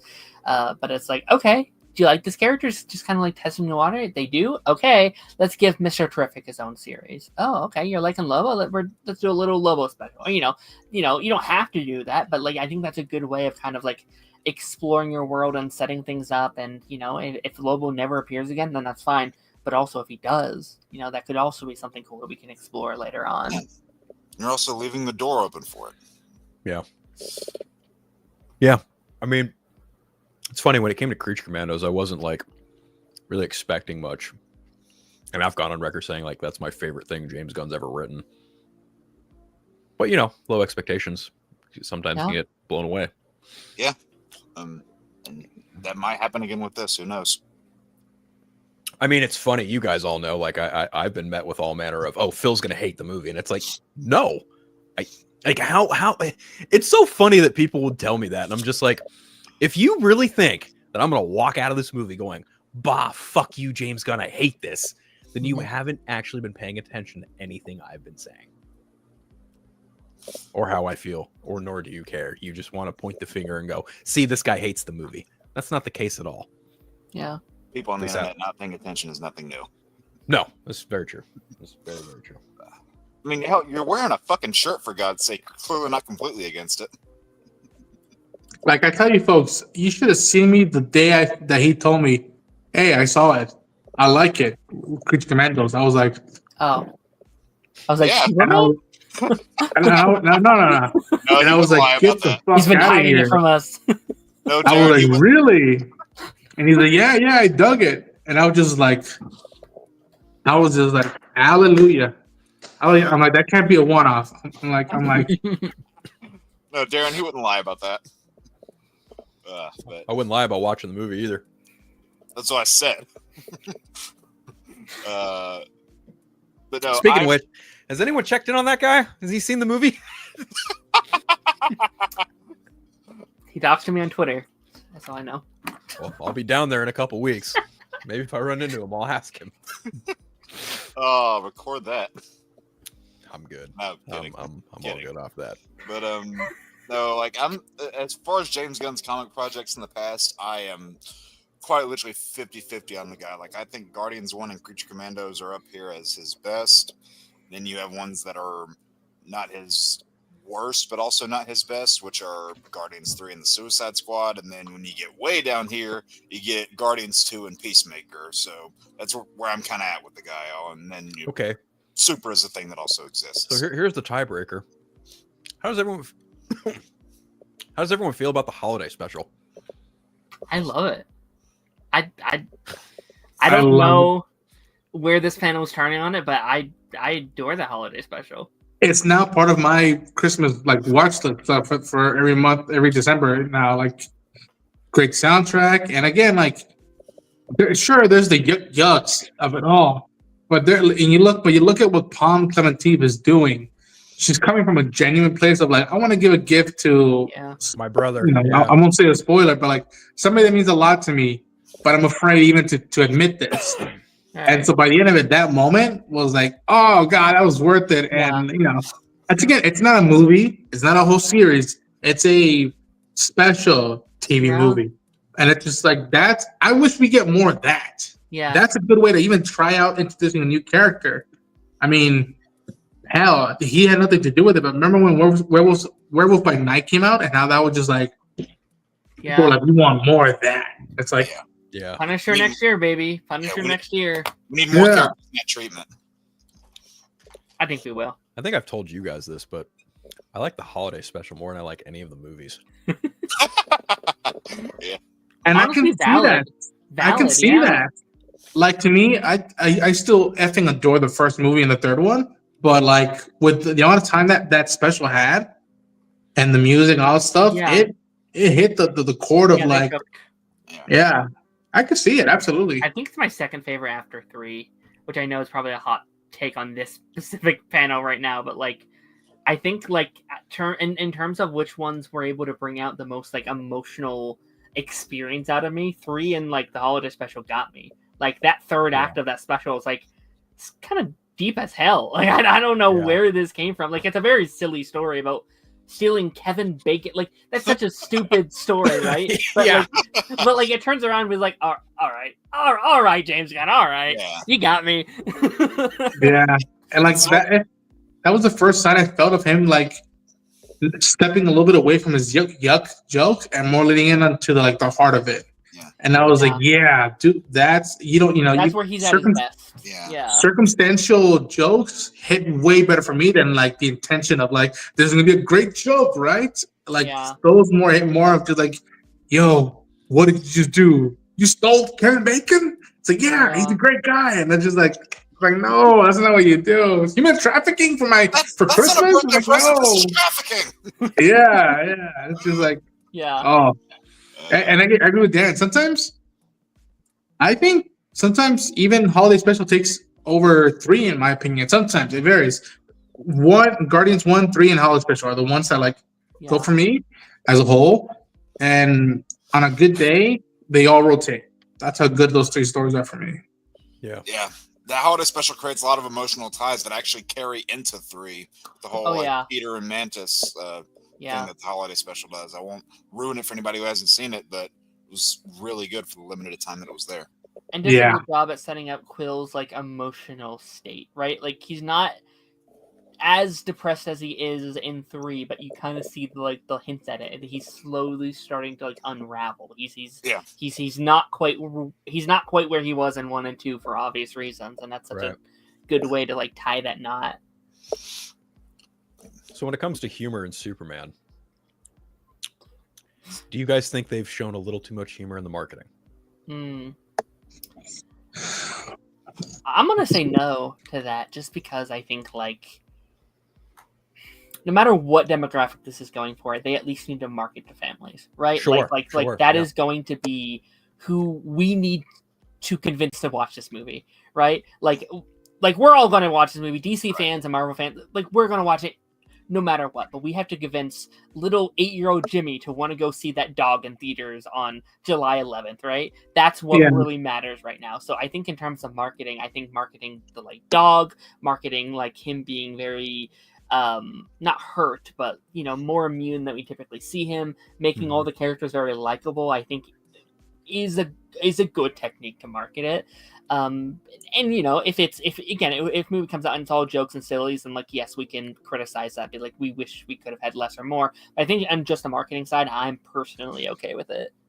If they're showing us the jokes and humor more now, but they're reserving the heart and the emotional stuff for the movie, fucking run with that. Like run with that. Save my tears if I cry during emotional. Save that for the cinema. Don't just save it for me for a damn reaction, if you will. That doesn't for me, that currency is not as same value as that, if you will. Like again, a dog biting on Superman's boot and his cape, that makes sense. That logical, and it's just like it's what a dog would do. And like to me, the best bet I've seen out of all the marketing is Lois taking a jab at Guy's haircut. And he'd be like, what? My what? And I'm like, I can't wait for everybody else to roast on Guy. I can't wait to see that. Just the pile on over. Just to kind of both their points, I think Darren really hit the nail on the head when he talked about, putting this out there to families, because when you have a family of 4, 5, 6 people that go to this movie, that's 4, 5, 6 tickets you're buying right there. And you want those bigger groups of people all to have tickets. You want to sell it all to them. So like when your family goes to the movie, it's going to make more money just by default. But then also to Ronan's thing, save the hard hitting stuff for the movie. I would love it for this to be one of the cases where maybe we think we've seen too much, but going into the movie we haven't, and we aren't as spoiled as we think, because we can all name a plethora of movies where they have shown too much away. They've given away the plot to the point where by the time you get to the actual movie in the theater, there's no surprise left. We can all name movies where that's happened. But with this Jurassic one, World Rebirth. When we get to this movie and we see how it plays out, I think the general consensus needs to be like, okay, that was really good, and we want to see what can go from this, because this is such an influential project. I think a lot of people are kind of under the impression of like, okay, Superman Year 3, Lex Luthor is behind it. What is the evil plan? Like what is Luthor's motivation this time around outside of just the typical basis of just being vain and being hateful towards this character who's essentially taking the spotlight from him? Because we've James Gunn is out there talking about how Lex Luthor has been in the spotlight up until 3 years ago when Superman showed up, and now he's finally enacting some grand master plan of like, now I'm gonna show you what's what. I'm gonna show you what humanity is really capable of, and Superman's like, no, I'm going to show you what humanity is actually really capable of. You are like the worst of what humanity has to offer. I, on the other hand, am going to embody what my foster parents instilled into me. But that's not the best comic movies do. Look at the whole thing with the Dark Knight, for example, in the third act, where you have that battle for Gotham Soul between those two ships. That really shows you the best and worst of what those people as a civilization could do. Right. And going even older, look at things like the Raimi Spider-Man movies, where you see the city actually act as a character, and it's not just a dead drop for the action to take place in. The individual people in that city have life; they have things going on, and I hope that this movie can nail that same sort of thing. Because even people have their critiques with Man of Steel. I still enjoy the film, but a lot of the stuff in that city didn't really feel like a living, breathing city. So I think taking the notion of like, Superman's actions have consequences. That was never really much of a thing in those first 5 movies with Christopher Reeve and Brandon Routh. That was not present until Man of Steel and Batman versus Superman. Sure. So for James Gunn to be like, no, I'm going to do that too, right? Like I'm going to do that as well. That's important, because you can't just have, as John Bernthal puts it in Daredevil Born Again so eloquently, candy ass hero shit. No, you need to have actions and consequences. Sure. I mean, this is pertinent in, all 3 Spider-Man movies with Tom Holland. This is pertinent in, as I said, like Man of Steel and BVS, and even to an extent the Snyder Cut. This is also pertinent in to some varying degree in the original Raimi trilogy too, because everything Spider-Man did had consequence to an extent, especially that second movie. That second movie for fucking sure. And I'm already loving kind of like what the movie is doing, where it's like he's just saving people. Like that's what they're saying. And it's like, Lois, like you can't just save people. Like there are rules and places. Like, no, I'm Superman. I am here to save people. I don't care about all these rules. And I definitely agree with you. Like I'm excited to see like what are the consequences to that. What is the like public image of Superman? I think really leaning into like the immigrant story of it all is actually I think a really good idea, because it's always been a thing. I feel like we haven't really dove into like what that means, especially in today's culture, where it is such a big topic of conversation.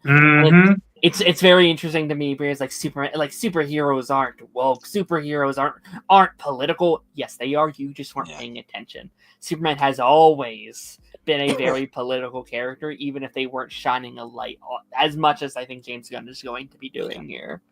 I think that's really where the optimism of the character is going to shine too, and could potentially, what's the word I'm looking for? I guess subvert expectations of modern audiences, where they won't be expecting that sort of, happy, light optimism in today's world. And I think Superman will probably subvert a lot of their expectations there, because you saw in that second official trailer we got, where, again, to your point, where Lois is criticizing him, saying, hey, you can't just fly into a foreign country and save these people. He goes, they were going to die. He wants to save people. He doesn't care where they're from. Yeah. And it's that same sort of thing where he wants to just save as many people as he can. And it's not that he, like, I don't know, you could argue the point where he just doesn't really care about world politics and stuff. It's not that he's trying to throw it aside or that he blatantly doesn't care about it. He just doesn't let it come above doing what is in his mind the right thing. Right. Yeah. Like, to me, it wasn't until recent years that the angle of like, hey, don't forget, he's an immigrant, that really hit me, because growing up, it was so much the American way and the Americana way, and then especially the way Frank Miller did it was like, oh, he became Ronald Reagan's true toy, and be like, all right, go take care of it and whatnot. And like, I'm glad we've switched that narrative. Yeah, which now, like, that, to me, that's why, seeing that piece of footage of some guy, yelling Superman and going down this rubble to help him pick up and get him up. Like, to me, that's why that's to me, because I know if I saw him like that, I would be like, yo, come on, get up. And I love It just adds life to the city. Yeah. I love what Superman and Lois did with that, where, like, there's that, like, interview scene where it's like, how many languages can you speak? It's like, all of them. I want to be able to talk to everybody involved. And I think that show, especially in, like, season 1, did such a good job at showing him saving people from all over the world. Everybody needs help. And, like, that was such a great element that they unfortunately couldn't keep up due to budget. But, like, that was such a unique stuff. And I think, that switch to, like, the American way to, or what is it? A better tomorrow. A better tomorrow. Yeah. I think that was such a great transition for him. I know so many people were like butthurt, but it's like, why should he be just for America? That's right. He was born in Kansas. They say he dresses like an American guy. Like that's as American as it gets. Like you don't need to put it on a stamp and whatnot. To me, and again, I'm not from Kansas, but I wear flannels. I wear jeans just like Clark does in Smallville. And so it's just like there's that angle of connection, if you will. And so like I love that. And again, I haven't seen all of Smallville. And there's this bit I remember recently seeing, because a lot of people have been bringing up how much it means a lot now, of him talking about immigration. And I remember seeing that clip and I was like, oh my gosh. I'm like, I wish I'm an illegal alien, Mom. Like that's me. If you're doing that to them, you're like, that's the same as me, Mom. I wish I would have seen that clip as a kid, and I wish my parents would have seen that when I was younger. I wish that. Like, to Darren's point, what they really captured a lot, in Superman and Lois, which is how he wants to be a friend to the world and a champion of the world. They even stay in, I think it's the premiere of season 2, where they're trying to get him to join, their whole thing with the DOD, the Supermen of America, as they called it. And that line that still just rings true today. If I can't give my allegiance to America, I gave it to the world years ago. Yeah. That to me is just Superman to a T. And, you can even tell, like Darren said, whenever there were points in season 1 where you would see him going around different parts of the world saving people, he considered them all friends. How like in the pilot when he saves the kid and they recreate the Action Comics cover, he says he considers the child that he's never met before a friend. And I hope that David's Superman has that same kind of nature around people, where he is not only the people's champion, not only is their hero, but to a degree can feel like their friend and one of them. And I like that they also do a really good job at doing that to his villains. Like every villain except for Allie, he later on befriends or tries to redeem, if it's like, John Henry Irons or oh god, my mind's blanking. Tao Rowe, and also the season 3 villain, like every single, and even to like Lex, like one of the final moments inside the show is him being like, I forgive you. And even Doomsday. Doomsday, like they do such a good job with that. Allie's the only one where it's like, fuck Allie, get out of here. He tried, but there was really no, there was no saving her. No. Yeah. Bruno Mannheim, that's who you're thinking. Bruno, yeah, it was gone. It was. And Chad Coleman, man, he was a great villain. Oh, he's arguably my favorite villain in that show, I think. And the fact that he asks for Bruno's help, because he's like, you've been saving the city for a long time, but you're not really changing anyone's lives. No. They're not any better. And they're in the series with him going, okay, tell me how. How do we do it? It's like, that is such a Superman trait. Yeah, and I think when it comes to this movie, I mean, obviously, there's going to be varying degrees of will people like David Cornswet, will people like Nicholas Hoult. Sure. I think there are moments where they're both, at least in promotional footage, like I've seen stuff that I have liked, and then there are things where I'm just kind of like a little hesitant about it. And I think having concern isn't out of I guess what I'm getting at is I'm I kind of lean on the side of like not giving fulsome praise, because I'm not anticipating a Superman that is superbly in check. I guess I don't know. That may not even be the best way to say it, but like. I just think that there's a version of Superman for everyone, and I'm not sold that this one is completely for me, but I'm at the same time, I'm not going to be like, kill it with fire, Right. Because you already, I'll just say it, like all of us here, we have our versions that are for us already. Yes. And, this could be a version that is for especially a lot Someone of kids that are else. growing up right Yeah. now. Like this is going to be the first time that a lot of kids growing up right now see Superman on the big screen, so it could be really impactful for them. Yeah, no, 110%. Like, he is going to be the face of Superman if things go well, for the next 10 years. And I don't necessarily think, he has to be my new favorite Superman, because he won't. I like I said, Jake, I don't know if anyone here is going to be like, well, he is my new favorite Superman going forward. At least not immediately. Maybe in like 10 years time, I could be like, oh yeah, well now he's my Superman because I spent 10 years with him now. But like, you're right. Like, I don't think necessarily someone has to like be the best of something to add something of worth. Like, easily, yeah. But I love he recently did an interview. Oh, go ahead, Jake. I was just saying that's how a lot of people feel about Tom Holland's Spider-Man. Is some people don't think he's the best, but that he's still a very solid inclusion to the universe, and he's still around. Yeah, great example. Recently, I saw an interview of him doing with People magazine, and he said, "I asked myself, could I see if this was the only role I was ever going to be able to do onward in my career, would I be okay with just doing this one?" He said, "Absolutely, yes, I would." And to me, that boosts confidence and be like, okay, this was know what's expected, and hearing that, say, okay, hopefully it delivers, and if it delivers, I have his back.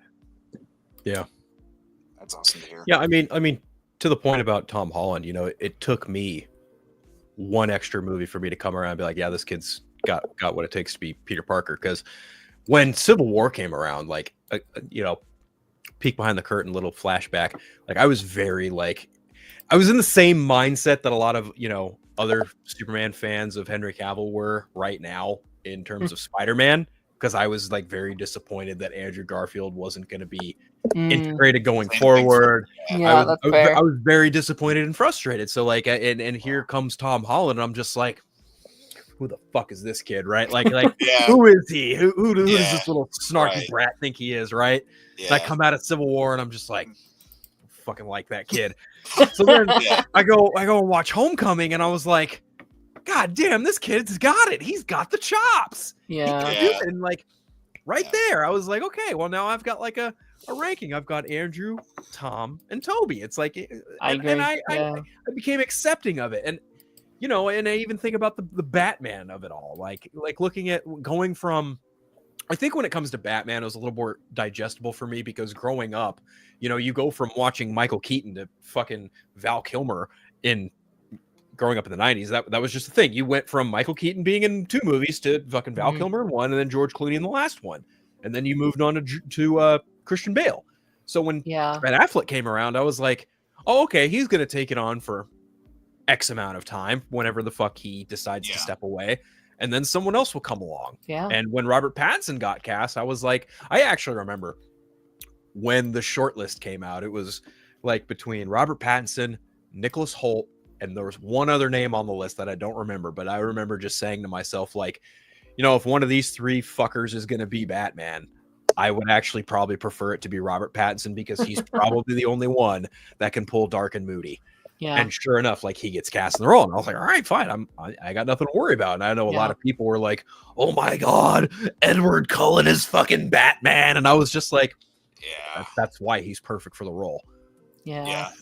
And I think there's still this weird narrative to me where it's like, you have to choose one, you have to only like one. I think that's so like, especially after coming out of like No Way Home, it's so weird for people to like love like No Way Home and then still be like, oh, but there can only be one Superman. It's like, that's dumb as hell. Like, if it wasn't for these different takes on this character, No Way Home never could have happened. Or even like an extension of that, like if you had that like mentality for you would never have your favorite version of these characters. You would never have a Toby. You would never have your like Kevin Conroy Batman. Like, it's so weird to be like that close-minded, to be like, this one person is the only person that can ever do it, because that's almost never the case. There's always someone that can at least do as good of a job, if not better, as who you have right now. And that does not undermine who you have right now. You can have the greatest actor of all time, but there's always going to be someone better. Yeah, I always subscribe to that now, because kind of like Phil said in regards to Spider-Man, For a while, I was that exact same way. Whenever I found out that Tobey Maguire was no longer going to be in the role, Valid, still remember reading the article that Spider-Man 4 was canceled mere days after he did an interview about it, and that was heartbreaking. Understandable. And for for a sure. while, I was like, man, what the hell is this? None of this even is like, none of this makes any sense anymore. Why is this new guy even here?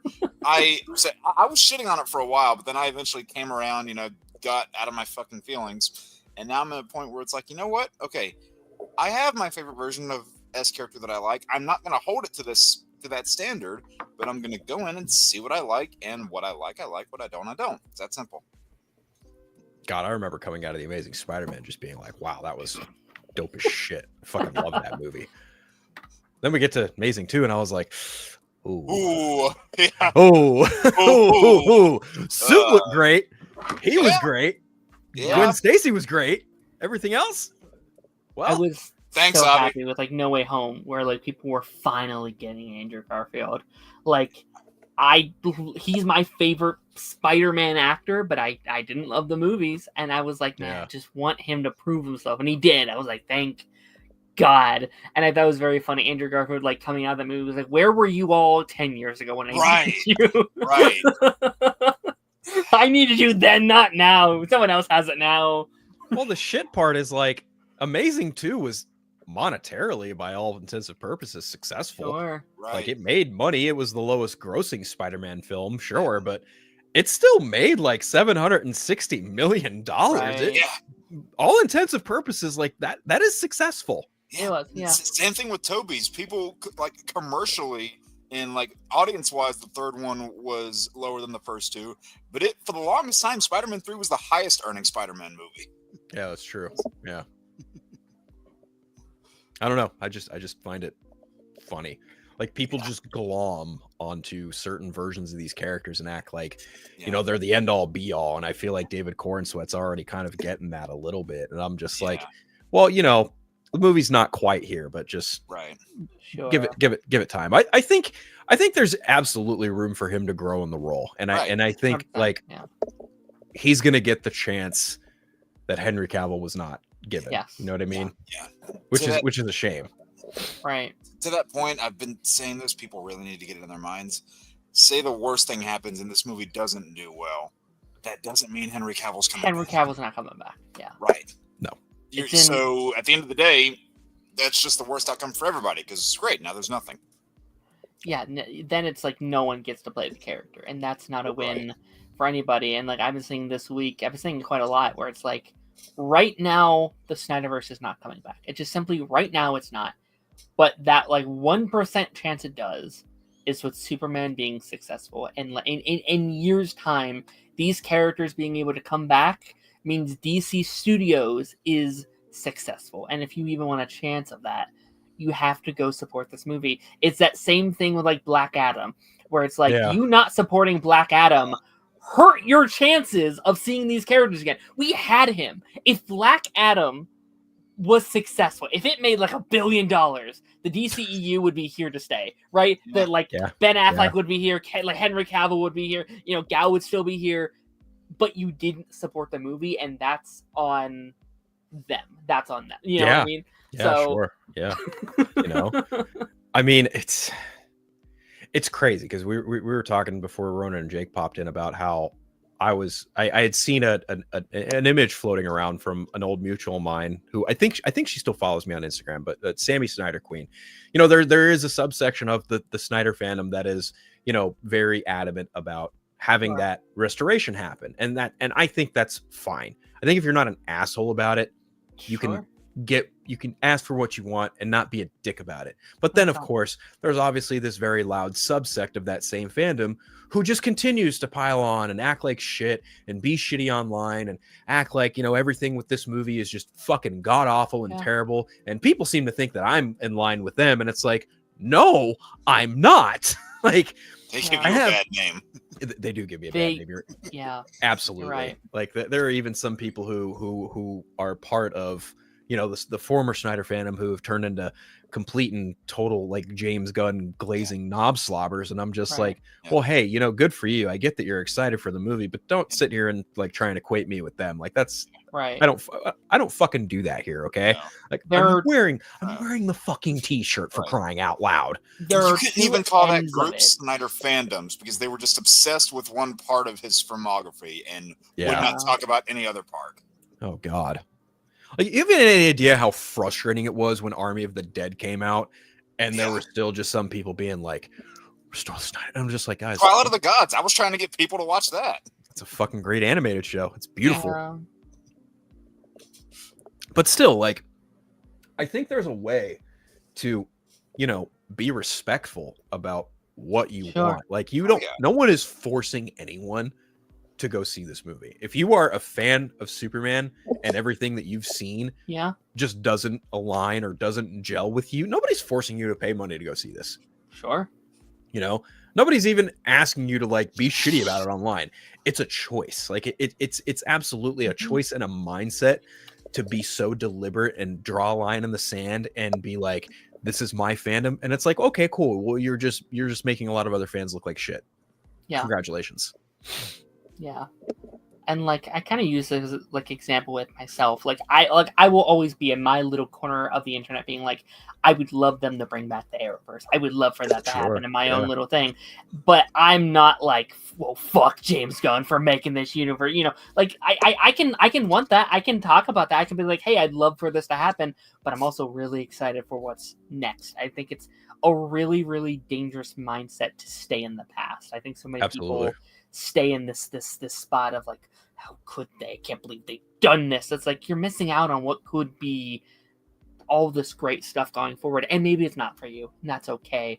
But give it a shot, give it a chance. Just let yourself have the opportunity to maybe enjoy something new instead of staying in this like depressive mindscape of like toxic environments. And like this goes on both sides. This isn't just the Snyder people. I feel like I like generalized this fandom for a very long time, being like they are the enemy, and I've realized over these last couple of years that's not the case. It happens on both sides, and I think the like Gunn side of it that are like really they love James Gunn, they're getting worse and worse every single day, and it feels like some of the Snyder people are starting to move on, and they're not letting them. They're like, no, you suck, you guys suck, this is what it is. Like, why are you doing that? Why are you antagonizing this group of people that are enjoying their subsection? You are not the good guys in this story either. You both suck. Both sides of the really bad parts of it suck. Yeah, and that's the point I was getting at, because I've seen people on threads like share this image of what Sammy's doing, and they're just being shitty. They're just being like, oh, your universe is dead. You need to let it the fuck go. Ha ha ha. Look at this. This is fucking pathetic. And I'm just like, you're literally no better than the shitty side of that fandom. Because what are you doing? What good is this doing?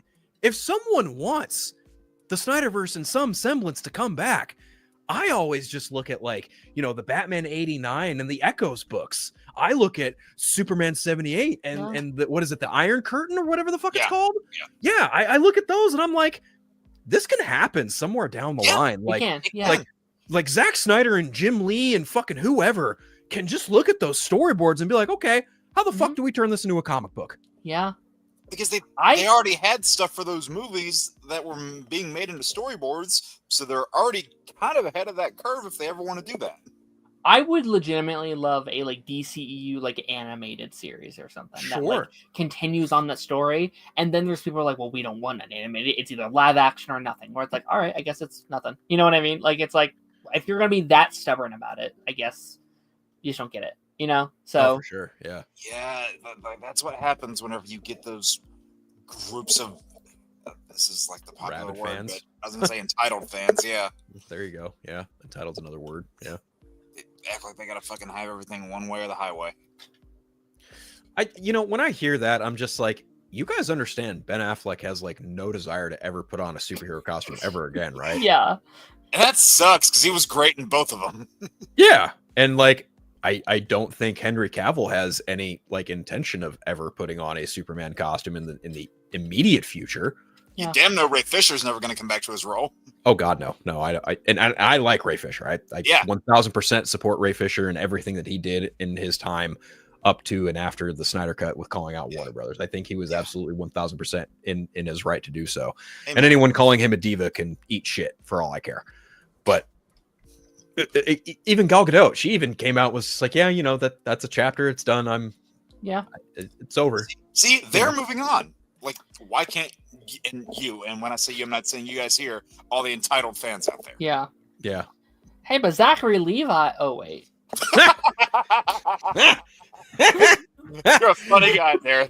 It's like the other cast. They knew when the fucking concert was over, right? And Zachary Levi's the guy in the crowd going, "Oh, but we're coming back tomorrow, right?" And someone backstage went, "No, dude. They all went home. Yeah. Get out of here." It's like that Family Guy, like, sort of like Colin Hand scene where everybody's like, and then Zachary Levi puts his hands in, and they're like, no, not you.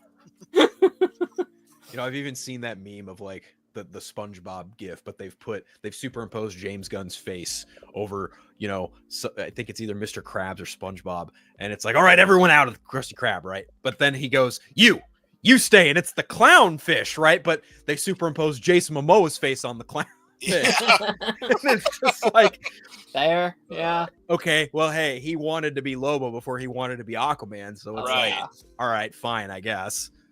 And I don't care. Would you look at it as maybe a little bit of a typecast? Sure, but if he has the right charisma and energy for the role, then why not?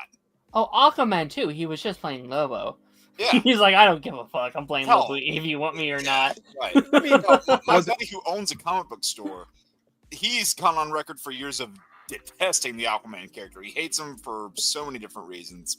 Goes into the Aquaman 2018 movie, comes out saying, "Oh, I fucking love that because it wasn't Aquaman." I was like, I mean, it's a little bit of Peter David's Aquaman, but right. But in terms of Momoa, it wasn't really your typical Aquaman. It was Momoa. No, I think we're for sure gonna see like a cigar wielding, tough talking fucking Lobo in Supergirl Woman of Tomorrow. Oh yeah, the main man. The main man. That's right. He's the guy. He's the main man. He's Lobo. I want to see him riding around on that bike, man. I need him to ride around on the space bike, but I also need like the arm with the chain and the like. I fucking need that. Mm-hmm. I need Lobo to just fucking swing that shit around. Like I need an epic space fight between him and Supergirl in that movie. Yeah, that's what I want. That's really what I want out of Supergirl Woman of Tomorrow. I really want like Lobo versus Supergirl in all its fucking glorious cosmic glory. That's what I want. I don't think that's asking for much. No, I don't either. And what do I want from this movie, right? Like, what do I want from Superman? I've been saying it for a while. I just want to be entertained. Like, tell me a halfway decent story. I got my Superman movie 12 years ago. So this is just another book in the catalog that I can be like, I'm either going to check it out occasionally, check it out repeatedly, or be like, okay, once is enough. Yeah. Not for me, like Sure. I don't know. And that's the thing. Like I said, we all have our favorite iterations of these characters that we've already experienced. That doesn't mean we have to hold every future one to that standard. Because in our mind, it's never going to meet it. But it doesn't have to. Right. Yeah, I just want another good DC movie. Like, just in general. Because it's been too long. I mean, I love Blue Beetle, but like I wouldn't say Blue Beetle is like a masterpiece or anything. Like it's good. It's a good movie. But the last several have been not my favorite. From in DC. fairness, I think Blue Beetle was probably the best DC movie of 2023. Of that year, yeah, because you had Shazam 2, Aquaman 2, and The Flash. Oh yeah, out of those four, I think it blows the other out of the water, in my opinion. And I don't even think The Flash is the worst piece of cinema like people are making it out to be. No. I'm not going to call it great by any means. I don't like it. It's littered with problems, but yeah, I'd say it was probably better than the other two. I think people kind of blew it out of proportion a little bit. Like I've heard people said it's the worst comic book movie of all time. No, it's not. You clearly have not seen enough comic book movies. Like you clearly, it's not even the worst DC movie. Like there's others. I didn't like it, but like that's okay too. I think of the modern age, like hands down, the absolute worst DC film ever theatrically released is probably Justice League. That's what I was gonna say. I might agree. Yeah. Yeah. Like it without question. Like Justice League is like everything you don't do with a comic book film. Right. Yeah. Right. It's just a corporate mess. 100%. It doesn't even feel like a movie. It's just like glued together shit put together. Yeah. It's like, all right, this is what Right. we got, I guess. It's like you take all the key parts from this giant, bigger thing and do just the sloppiest job editing wise and make it make as little sense as possible. Ugh. Yeah. Yikes. No, I mean, I look at the Flash and I'm like, yeah, that. I was actually telling a friend of mine. I messaged him right before I started my stream. I was like, because he's going through like a rewatch right now of like Superman related stuff, and he says the Flash is like Saved by Keaton and Kaye, 3.5 out of 10, 3.5 out of 5. And I told him this movie is like 49.51. He goes, I don't know what that means, and I said I will elaborate later when I get off stream. But what I mean by that is, I think the Flash is like 49% good, 51% bad. Yeah. Yeah. I'm gonna agree with that. Yeah, I can say that. I actually think it's kind of impressive. It's kind of impressive how good it is under the circumstances, because it could be dog shit, right? Yeah. It's 17 movies glued together. Somehow they made a tolerable film. Yeah. I gotta give Muschietti props for taking that mangled movie to the finish line. Oh yeah. And like people like I think really bash him and be like, you want this guy to do Brave and the Bold? I was like, that's not his movie. No. Right? He did not have full creative control over what that movie was, and I think it's really unfair to blame that movie on him. 100%. And the Batman stuff was arguably the best part of that movie. So if you combine the Batman stuff with his horror background with the It movies, if you're gonna adapt like a Grant Morrison story like Man-Bat and stuff for Brave and the Bold, which would love it, I think you got a recipe for success.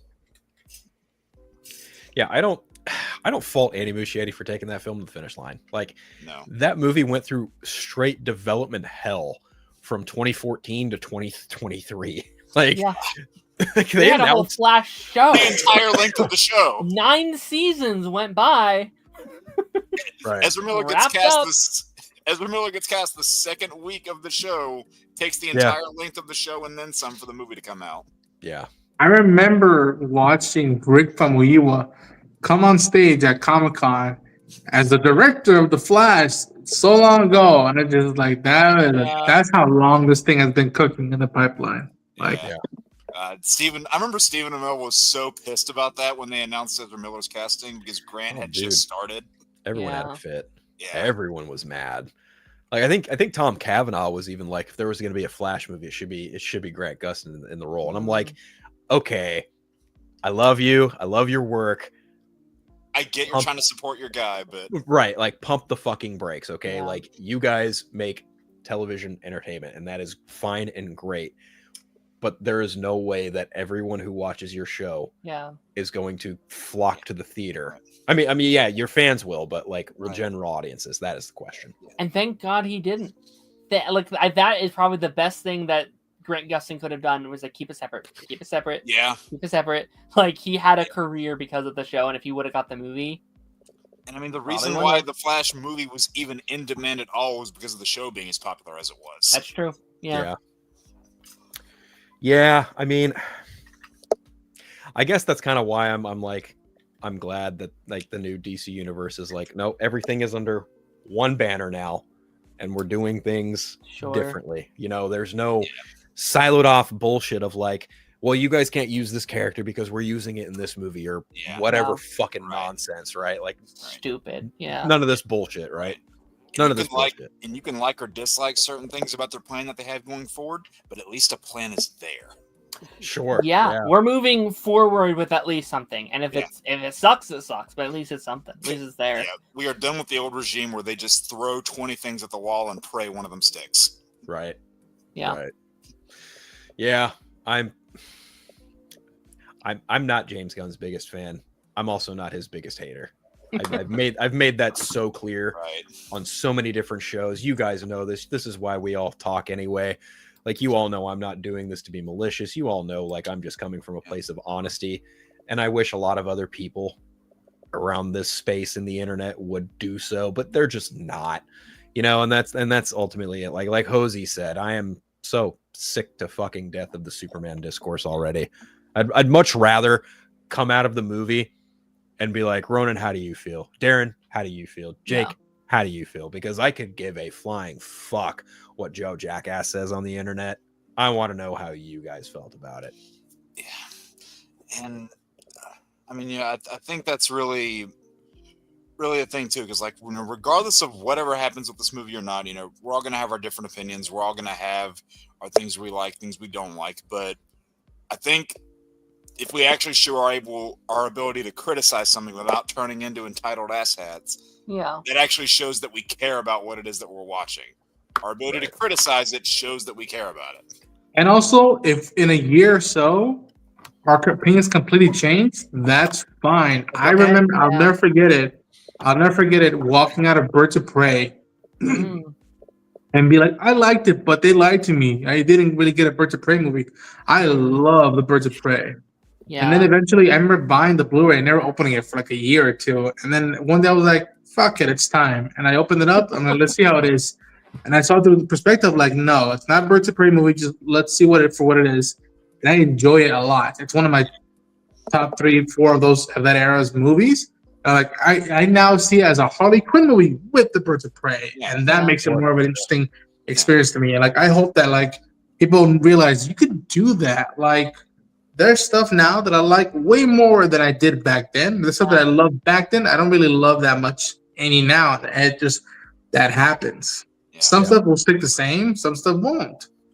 I feel like I do that a lot. Where it's like I place my opinion on things very early on, but like that like digital footprint's there, and then people be like, "I thought you hated this." I was like, "Yeah, but that was last week, and now it's this week."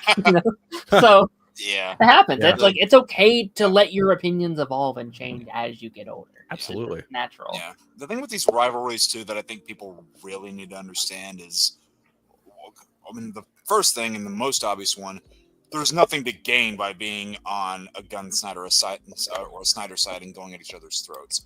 Nothing good's going to come from that, and you can look at the past 3 years of evidence. But also, people want to act like Gunn and Snyder have, hate boners for each other. Here's the thing. If Gunn and Snyder didn't get along and weren't friends, then Gunn would not have wrote Snyder's directorial debut. Yeah. Just saying. Yeah, I mean, that photo that the two of them posted was just telling all the entitled fans to fuck off. Well, he also rang him up and was just like, "Dude, what the fuck do I do about the trunks?" Yeah, right. And Zach was like, "Dude, I couldn't fucking crack it. Good luck." Like, I mean, I was surprised that Superman and Lois cracked it with that Fleischer look. Yeah. And even Corin Sweat was just like, "What if he does it just to like." Not have children be afraid of him, and it's what he asked for the trunks. I think they look god awful and it looks like a fucking diaper, but you know what, at least the reasoning is solid. The trunks aren't even the biggest thing that I'm questioning about that suit. A lot of the line patterns in the blue is the biggest turnoff for me at the moment. Maybe it'll look better in the final movie, but that's coming from the New 52 era where I wasn't a fan of the collar, wasn't a fan of the blue lines. I don't hate the symbol or the trunks or the fucking hair. I can't believe people complaining about the goddamn hair. But people are complaining about his hair? Yeah. Whether it's Superman or whenever you saw that first like teaser image of him as Clark Kent with the hair in the crowd. Sure, yeah. I like that. It's like people just like if they can't find the obvious thing to complain about, they will nitpick the thing to death and complain over the littlest thing. I think I don't like. Matter of fact, I don't like the yellow S on the cape. I could give a shit about that. That's like my least favorite aesthetic thing on Superman. Like because I think that the emblem and even the belt buckle, like the emblem on the belt buckle, that's more than enough. I don't think he needs an extra one on the back of the cape. I always thought that's just kind of goofy. That's just me though. Is there an emblem on the belt? I don't think there's one on this belt. No, I don't think so. I'm just saying generally, like if he has like an S on his belt, I'm fine with that. But normally, more often than not, I'm just totally fine with just this. Like this is all you need. I don't think you need one on the back of the cape, and it's a nitpick. That's exactly what it is. Like I'm not saying it's making or breaking the movie. I'm just saying like I don't like that. Right. But you say something like that, and people just automatically jump to this conclusion of, oh, you're gonna fucking hate the movie, or oh, you're gonna fucking hate this, and it's like, no, dude. Like It ain't that fucking deep, bro. Yeah. Like, If come people on. are having costumes be the thing that made or broke movies for them, then people would not love any of the X-Men movies. Oh God. No. Oh man. Good luck. Good luck watching Smallville. I can't wait. Right. I can't wait to watch Avengers Doomsday and see some of these characters in like I would imagine comic accurate X-Men. Cyclops, man, give it to me. James Marsden's in the movie. The biggest one yeah. I'm hoping for is give me that X-Men 97 Cyclops look, please. I imagine like when he signed on, it's like, all right, I'll do it, but you better treat me right. You better Yeah. goddamn not let me do this shit again. Yeah, And it be we are trash. not doing Last Stand again. He probably pointed out in 97 was like, yo, if the animation can do a better job than live action, get your shit together. Yeah. Yeah. I mean, live action's got the better budget. Look at Multiverse of Madness. We got the yellow chair with Xavier. Look at Deadpool and Wolverine. We got the fucking yellow Wolverine suit. If I don't see Cyclops in a yellow and blue suit, I'm gonna flip my shit. Yeah. I'm gonna flip my fucking shit. Okay. Like I need it. I need Hell, go it. the extra mile for Darren up here and give Nightcrawler the red and white. Yeah. Oh, dude. Yeah. And if they bring back Anne Paquin, please give her. Just tell her do a Southern accent. Yeah. Give her the jacket. And do a Southern accent, please. I want her to be in this movie so bad, but I just don't think she's gonna be in it. Same. I think her issues started around the time that they were filming, or a little bit before that. Well, she wasn't in Deadpool and Wolverine because of that. So yeah. I'd have to imagine she's probably not coming back. Maybe not in this one, maybe in the next one. I don't know. And I think when it comes to just the costumes of it all, right? Like the X-Men costumes are so iconic because of that 90s show and because of like, you know, Chris Claremont and Jim Lee and like what they did in the 90s. Like you kind of are in a way obligated to do those for that movie. But when it comes to something like this, you know, look at Superman's outfit. There are things in it that we all like and things in it we could probably care less about. Sure. But then you look at something like fucking Mr. Terrific. It looks like he stepped off the fucking game, dude. Perfect. He looks so good. Yeah, he arguably is like the best looking one of them all. Yeah. But, I agree. mean, we haven't seen a lot of the character yet, but I even like the design that they're doing for Metamorpho. Yeah. I was about to say Metamorpho looks accurate, at least spot on. In animation, they got it. They did it. The coloring scheme and all that stuff. Like, oh, yeah. It helps that the actor that they picked had like the right kind of head shape for Metamorpho already, so they didn't have to do a whole lot with that. Yeah. I think Anthony Carrigan's gonna kill it in that role. Yeah. Meanwhile, I think Guy Gardner looks like a joke. Right. Oh, I love it. That's what I love about it. Oh, supposed to though. Right, exactly. Yeah. That's wholeheartedly the intent. Like, dude, to just look. That's the sweetest spot with that experience of Guy is seeing Kevin McGuire just like lit up like a kid on Christmas tree. Every time I see him talk about this movie or anything new with Guy, it's just like to think that guy drew him that long ago, and it's just like, wow, they actually doing it that way and like leading into the like, yo, this was a dick. I guess if I'm happy about anything, he's got the doofy bowl cut. I'm like, all right, at least you got that. That's all you needed. So, and then there's the Isabel Merced hot girl of it all, and I'm like, okay, that's like the middle ground for me. I'm like, not too bad, not too good. I'm curious to see where everything else lines up. I think her design will probably evolve by the end of the movie. I was going to say, I'm not sure about like end of the movie because she's still wearing that suit. Oh yeah, Peacemaker. But I think we'll slowly see her evolve as we go on. I think that's a character we're going to see a lot more of going forward. Yeah. And then there's Lex Luthor. The Lex Luthor of it all, right? How much of a player is Lex Luthor going to be in this DC universe this time around? That is the question. And are we going to get one? Are we going to get a Luthor that's really defined by his hatred for Kryptonians? Yeah. I think they really need to take notes from Clancy Brown about that. I had people on my show yesterday, and they had mentioned that in almost every Superman movie, the movie ends with Lex going to prison, and he was like, or they were like, I would like one where he doesn't, where he just like Superman doesn't necessarily beat him, like they're at odds. It's like, well, till next time, Superman. I'll see you next week where we can do this again. And I kind of like this idea. I I kind of like the idea of Lex maybe being your like Justice League villain. Like you slowly sprinkle him in. He's kind of like behind everything. Yeah.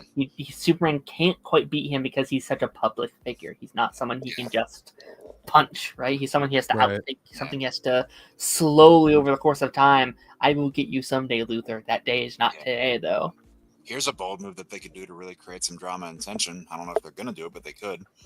Say in this movie, say Lex finds out that Clark is Superman. Say he finds that out, and Clark doesn't want to take him to prison because then a lot of people will know he doesn't want that. But, he's obviously not going to just straight up kill Lex either. But he has to live with the fact that it's like, okay, if I step too far outside or if I do something this guy really doesn't like, I could be fucked.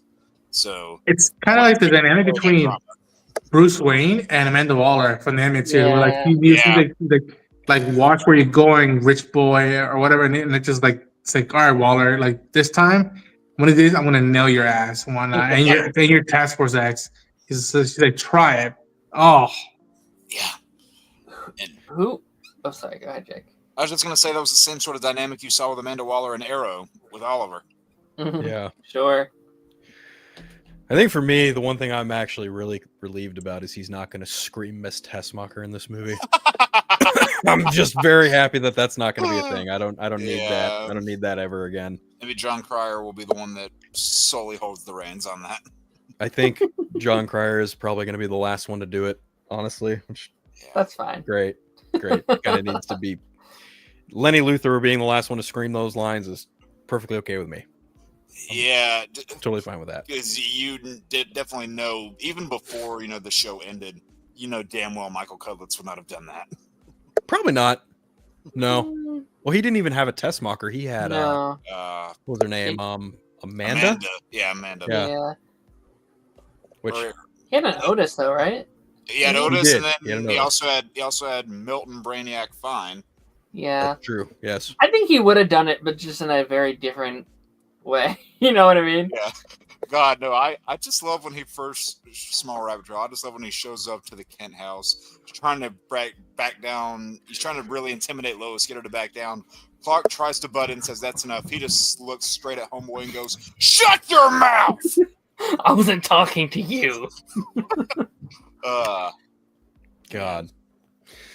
Yeah, Michael Cudlitz delivered a hell of a performance as Lex Luthor. I actually liked him a lot. Me too. And I think after him and after Batman v Superman, I'm kind of in the place where like anyone can do Lex Luthor. Literally any take on the character, and I'm kind of into it. Like I don't know if there's been a Lex Luthor that I hated. Like I know a lot of people don't like the whole Man of Steel of it all.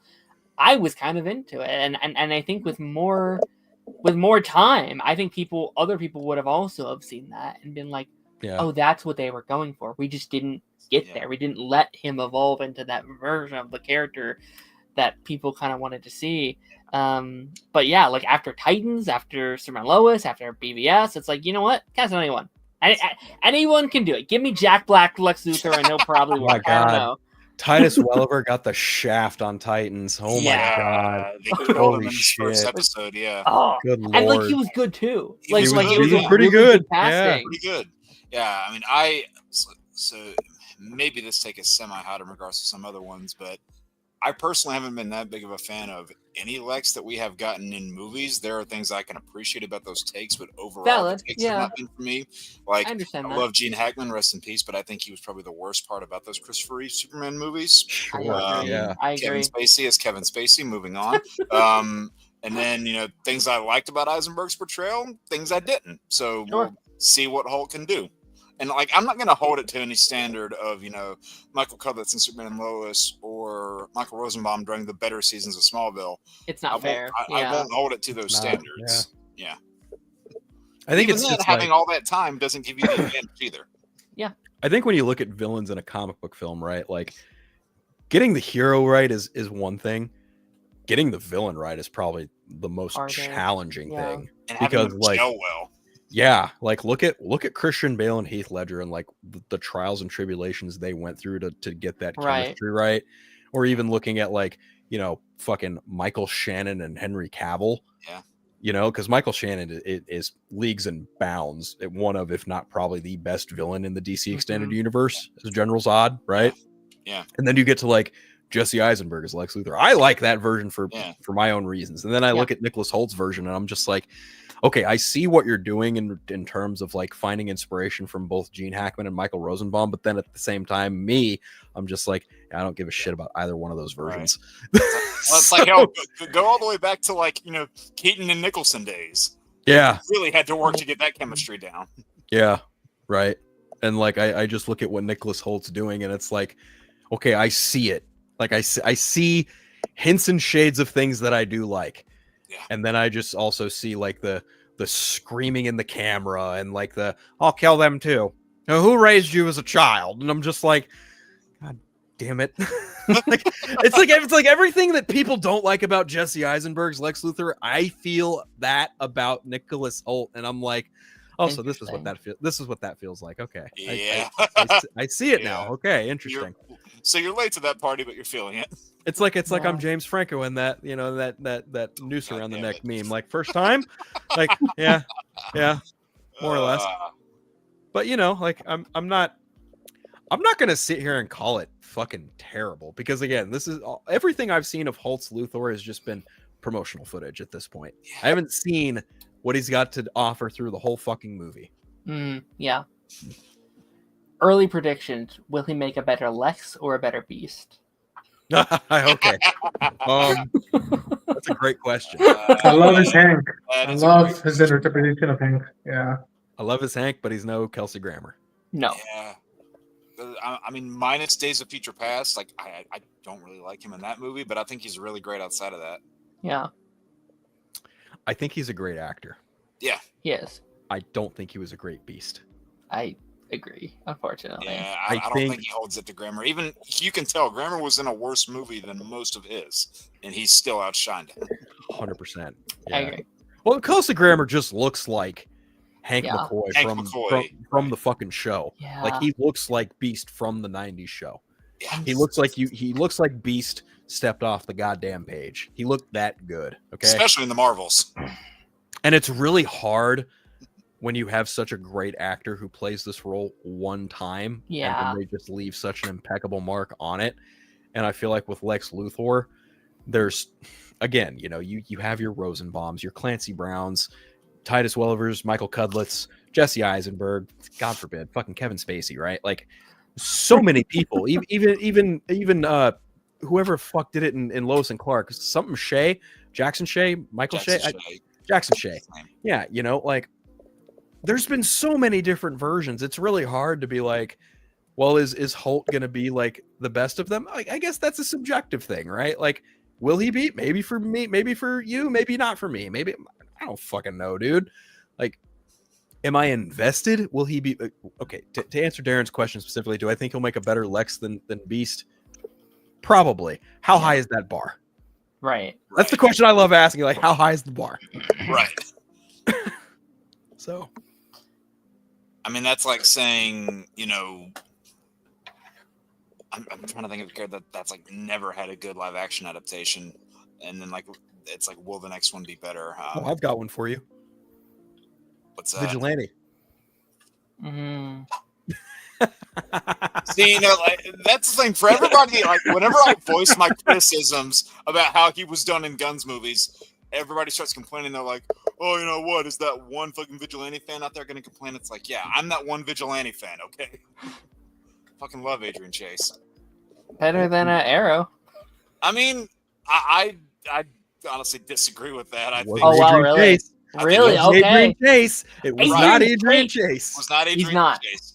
I mean, technically, Prometheus wasn't either, but that's besides the point. I meant like exclusively Dinah's boyfriend, like right. Vigilante. I mean, I, honestly, before he took his mask off, so like the entirety you saw him in season 5 and start of 6, I'd say that's the best live action Vigilante we got.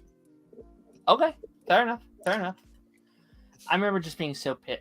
As someone at the time who knew nothing about the character, I remember being so pissed. I was like, who the fuck is this guy?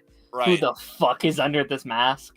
Because, like, at the time, fans were going nuts, being like, it's Robert Queen, or it's Tommy Merlin, or it's whatever stupid-ass theory we had. And it's like, I don't know who this is. I don't give a shit Right, about and China's boyfriend. And it doesn't help that they recast the actor too. So he takes the mask off, and it's a face you've never seen. It's like, who? It's a Star Wars meme of like, who? I like Vigilante in the Peacemaker show, but I remember after that show, watching documentaries of comic books, I remember hearing that Alan Moore did like a 1 or 2 issue arc with Vigilante, and it had to do with like drugs and like him dealing with something in his neighborhood. Yeah. And I've never read the story, but I just heard how like grounded that story was, and it's Alan Moore, and I was just like, huh. I hope with Vigilante they can do more than just do the yucks. Be like, what if it's like the inverted version of Drax, where like he started dramatic with some humor and just went more humor. It started humorous, but then goes more dramatic as time goes by. Like I hope that we get that because I've heard a little bit of like what Adrian Chase is in the comics, and so I find that very, very interesting. I think Adrian Chase is like one of the most tragic characters in DC Comics. Yeah, like rivaling that of somebody like Todd. Yeah. Yeah. Like Adrian Chase is just inherently just a fucking dark character. And my friend had like a really cool pitch that they're clearly not doing based on the trailers, but like he was like, okay, if our Peacemaker is going into this new continuity, what if they literally like drastically change the character, and then that's one of Peacemaker's big like heartaches going into this new world is like, well, I lost my friend and this guy's not him, right? But it's clearly they're not, unless they're hiding it from us. Clearly they're not doing that. Well, to be fair, I think everything we've seen from Peacemaker, at least the trailer that we got, I think all of that's just from the first episode. Fair. That's fair. Because I don't think that they've shown off nearly everything of what they have. Yeah.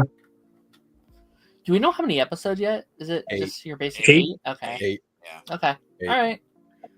God, I can't believe I'm gonna fucking watch that show too. It's only because I want to watch fucking Frank Grillo's Rick Flag open up a can of fucking whoop ass on Peacemaker. That's literally it. That's it. That's all I want. I just want to watch Frank Grillo's Rick Flag open up a can of whoop ass on Chris Smith. That's it. I mean, I'm not saying, like, I've said this several times. You guys have heard it. Production-wise and structure-wise, I think the show is competently made. It's well put together. It's well edited. I just could not give a rat's ass about Chris Smith as a character. That's my biggest thing. I like it, but the gimmick has kind of worn off a little bit for me. I liked season 1, but I'm getting a little tired of like this genre of Gunn in these superhero things. Where I'm like, okay, I'm like, I've had enough actually, but maybe the season will prove me wrong. I know he wrote all of season 2, but I know he's not directing all of season 2. Yeah, that's why I'm looking forward to like the Amelia Harcourt stuff, because that looks like it's like she's gonna go through some stuff, and it's gonna bring up thematic stuff and whatnot. And like I love her character in the first season, and like I hope. I don't know. I mean, to me, Creature Commandos was such a good balance of that. Of like, wow, we have the fucking Bride of Frankenstein and fucking Skeletor over here, and it's like the most sad stuff. And we get this Fish Girl that's even more sadder, and like it's there. It's possible. And we'll see. Hopefully he tries it out for a while. Was it more drama, less yucks? But it's not. It's okay to have yucks here and there and whatnot. Like, I'll never forget throwing. Balance. I remember hearing the Bill Cosby joke in season 1. I was like, oh shit! Yeah. I was like, what the fuck? Yeah. And like, we'll see. He got into it in Peacemaker. Like eventually, the moment with the Economos of him picking on him and Chris seeing like how much that started affecting Economos. I'm like, it's there, dude. Just lean into it. I think again, Peacemaker is another good example of Gunn's humor sometimes going too far. Like I love the bit where they're like, oh, like who else should be framed, or like who should have I framed? But yeah, that's a funny bit where he names off random ass people, but it goes on for like 2 minutes. It's like, this is too much, guys. This is like, you could have been shortened by like a good 30-45 seconds. And I think that's a good example of like a joke can be good, but if it goes on too long, or if it's placed in the wrong spot, or if it's throwing off some of this other stuff, then it doesn't work for me necessarily. So Yeah. There's the type of humor where you let it sit and you let the moment just do its thing, and then there's the time where you just slide it in and move on. Thunderbolts recently, that's been a thing that like I love the balance of that one where I was like, there are moments like that I laughed just because of situations, and then like but the drama outweighed it for more of that. Like Right. Elena realizing there's a car coming around, and she's making her going, "Oh no!" And it's just like we all know why she's feeling that way. And just Like, yeah, like you have that, compounded with what I think is one of the best parts of the movie, which is her just unleashing into Alexei.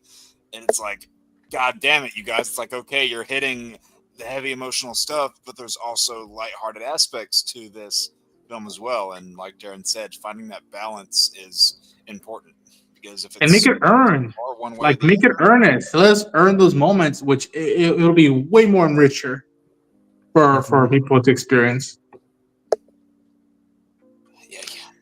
Yeah, I mean, I'm not Peacemaker's biggest fan, not by any stretch of the Valid, imagination. yeah. Anyone who Really? knows me knows.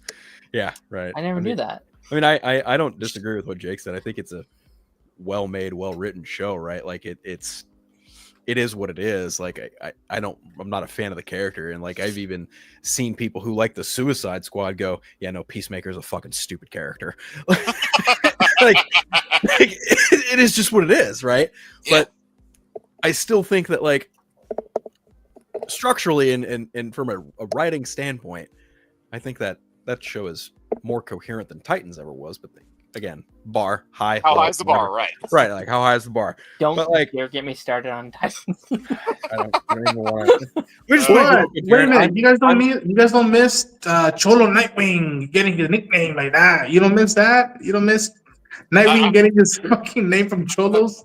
I missed that about as much as I missed Donna Troy being electrocuted at an amusement park. Oh fuck off! Don't get me started on that. When I saw that, I was like, "How dare you?" I got a clip for that. Nightwing getting his name like that. You dumb fuck.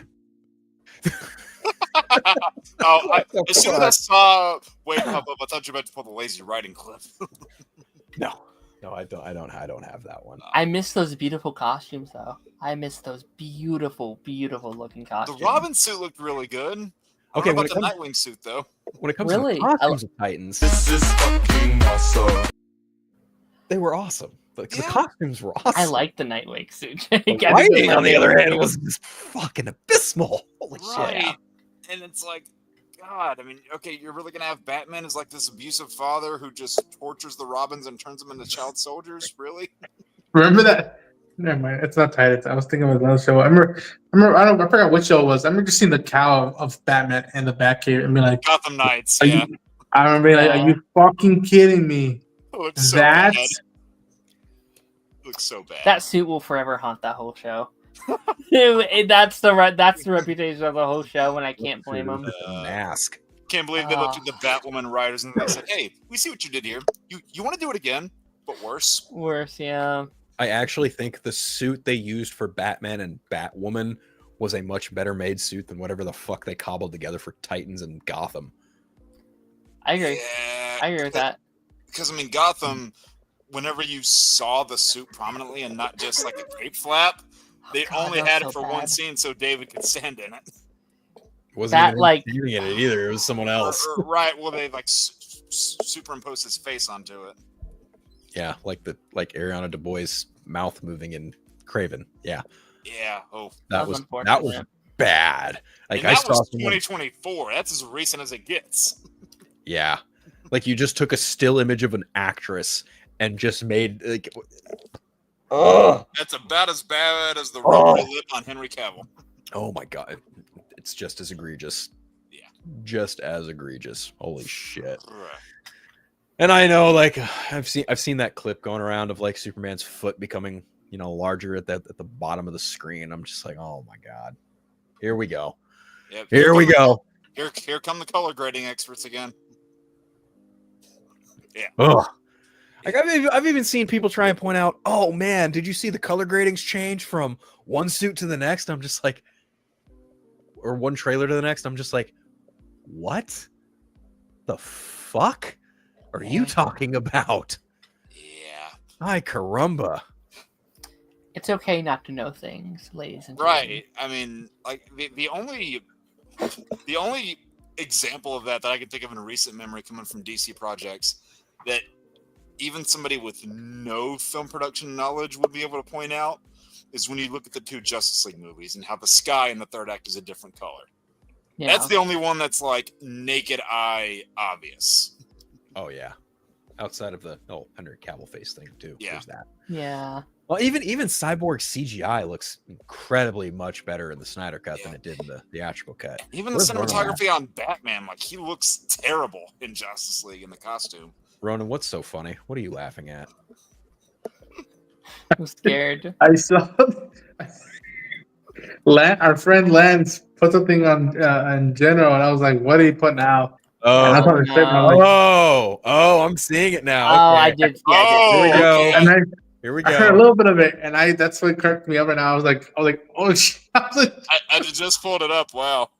"Funny shit." Wow. James Gunn and Zack Snyder played themselves in this week's Rick and Morty, ribbing each other's takes on Superman. Zack Snyder, quote, "Just saw your new Superman. Word of advice. He's the Man of Steel, not the Man of Conversation. Do more shots of him punch." Holy shit. Wait till you hear the audio. It's amazing. Oh, man. That is brilliant. Oh, God. Oh, goodness gracious. Oh, snap. That was Warren. See, that's fun. See, it is Yeah. possible. I look at them. They both knew what they were getting to. Like, let's do it. Yeah. We have to see this. We have to. I'm gonna find this. Hold on. I guarantee it's all over Twitter now. I was about to say it won't get taken down, will it? Depends how long it is. Yeah, I guess it depends on how long it is. You can always take it out in post. Yeah. I think I found it. Hold on. I'm gonna send it to you, Phil. See if you want to see it or try it out or not. Let's see. I didn't see the full clip yet. I just saw that image. Okay. Let's see if I can actually play it.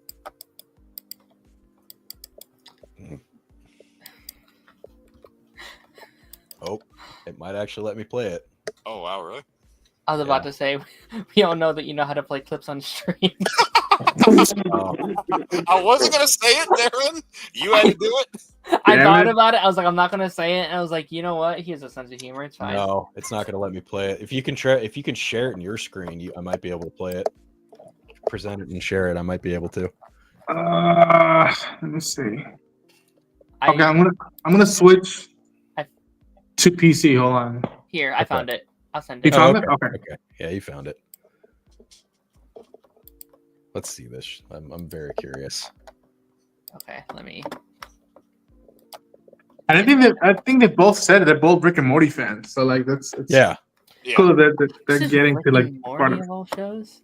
That's interesting, because I would have figured this was like, I don't know, Family Guy or like Robot. The South Park. some shit. Yeah. Now I want Yeah. to see them on Family Guy. Now you got me interested in that idea. Okay. Can you Okay. guys see? Yeah. Yep. Yep. Now, how's the audio? Can you guys hear it? Mm, Yeah. Yo, James Gunn. Oh, hi, Zack Snyder. Just saw your new cut of Superman, and word of advice, he's the Man of Steel, not the Man of Conversation. Okay. Do more shots of him punching, and here is a secret move. Start the punch at regular speed, and then you're gonna ramp it down. It's not a f***ing secret. How do you? Your biceps are the size of my head. Yes, but so is my heart. What's going on with you? Some fan of the Velocitree franchise got onto the lot today. He used a portal and he just... Zach, we're not losing touch with the audience, are we? I mean, I gave notes on the goddamn Count Chocula movie this morning. Was the portal green? That's Rick Sanchez, Gunner. That's the guy that sealed Nolan in the giant bookcase to quote-unquote punish him for Interstellar. He doesn't the smartest man in the universe. Don't sweat it. He can't do what we do. Probably. Oh my god. Gonna go crush some weights. One day you're gonna wish you hit the gym like I do, James Gunn. Oh my god.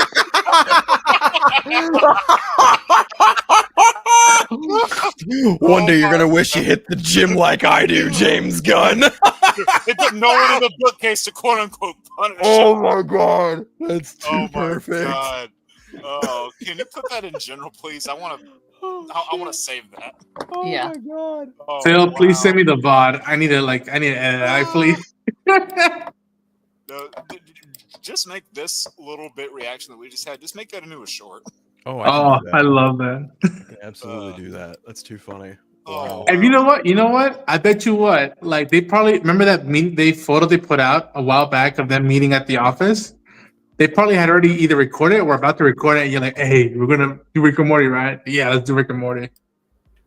Oh, yeah, I love the fact that it's actually them too. That's so good. Yeah. That's it. Like Wow. that's such a good way to like squash that the like Yeah. quote unquote internet beef. Right. Yeah, that and then like the picture that I think it was Gunn that posted it of the two of them. yeah. Months ago. That was great. Anyone who actually takes what Snyder said to Gunn in that conversation seriously is a fucking dipshit. Well, all the entitled fans are probably doing exactly that. Oh, I'm sure they are. Yeah. They're probably gonna be like, "Oh man, our guy fucking owned James Gunn." It's like, okay.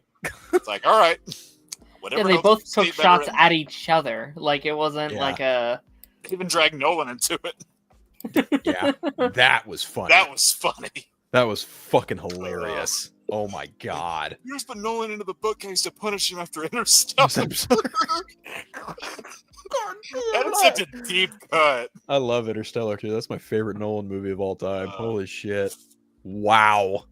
That right there is like Whew. that's good satire. Yes.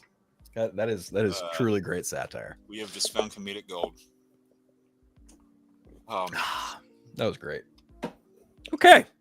Well, I think that is actually a perfect spot to be like, okay, let's On that note, let's as Luthor says, wrap it up. Wrap this shit up. Yeah. As one tends to. I would like to thank my glorious guests for joining me for this pregame final stream for Superman, because we all see it at various points. Ronan may see it tomorrow, I see it Tuesday, and Jake and Darren will see it Friday and Saturday, respectively. Or is it Friday, Jake? it's Saturday for me. Saturday. Okay. So I had it right the first time. But yes, Party Nation tomorrow with our good buddy Lance. He's in the chat, obviously.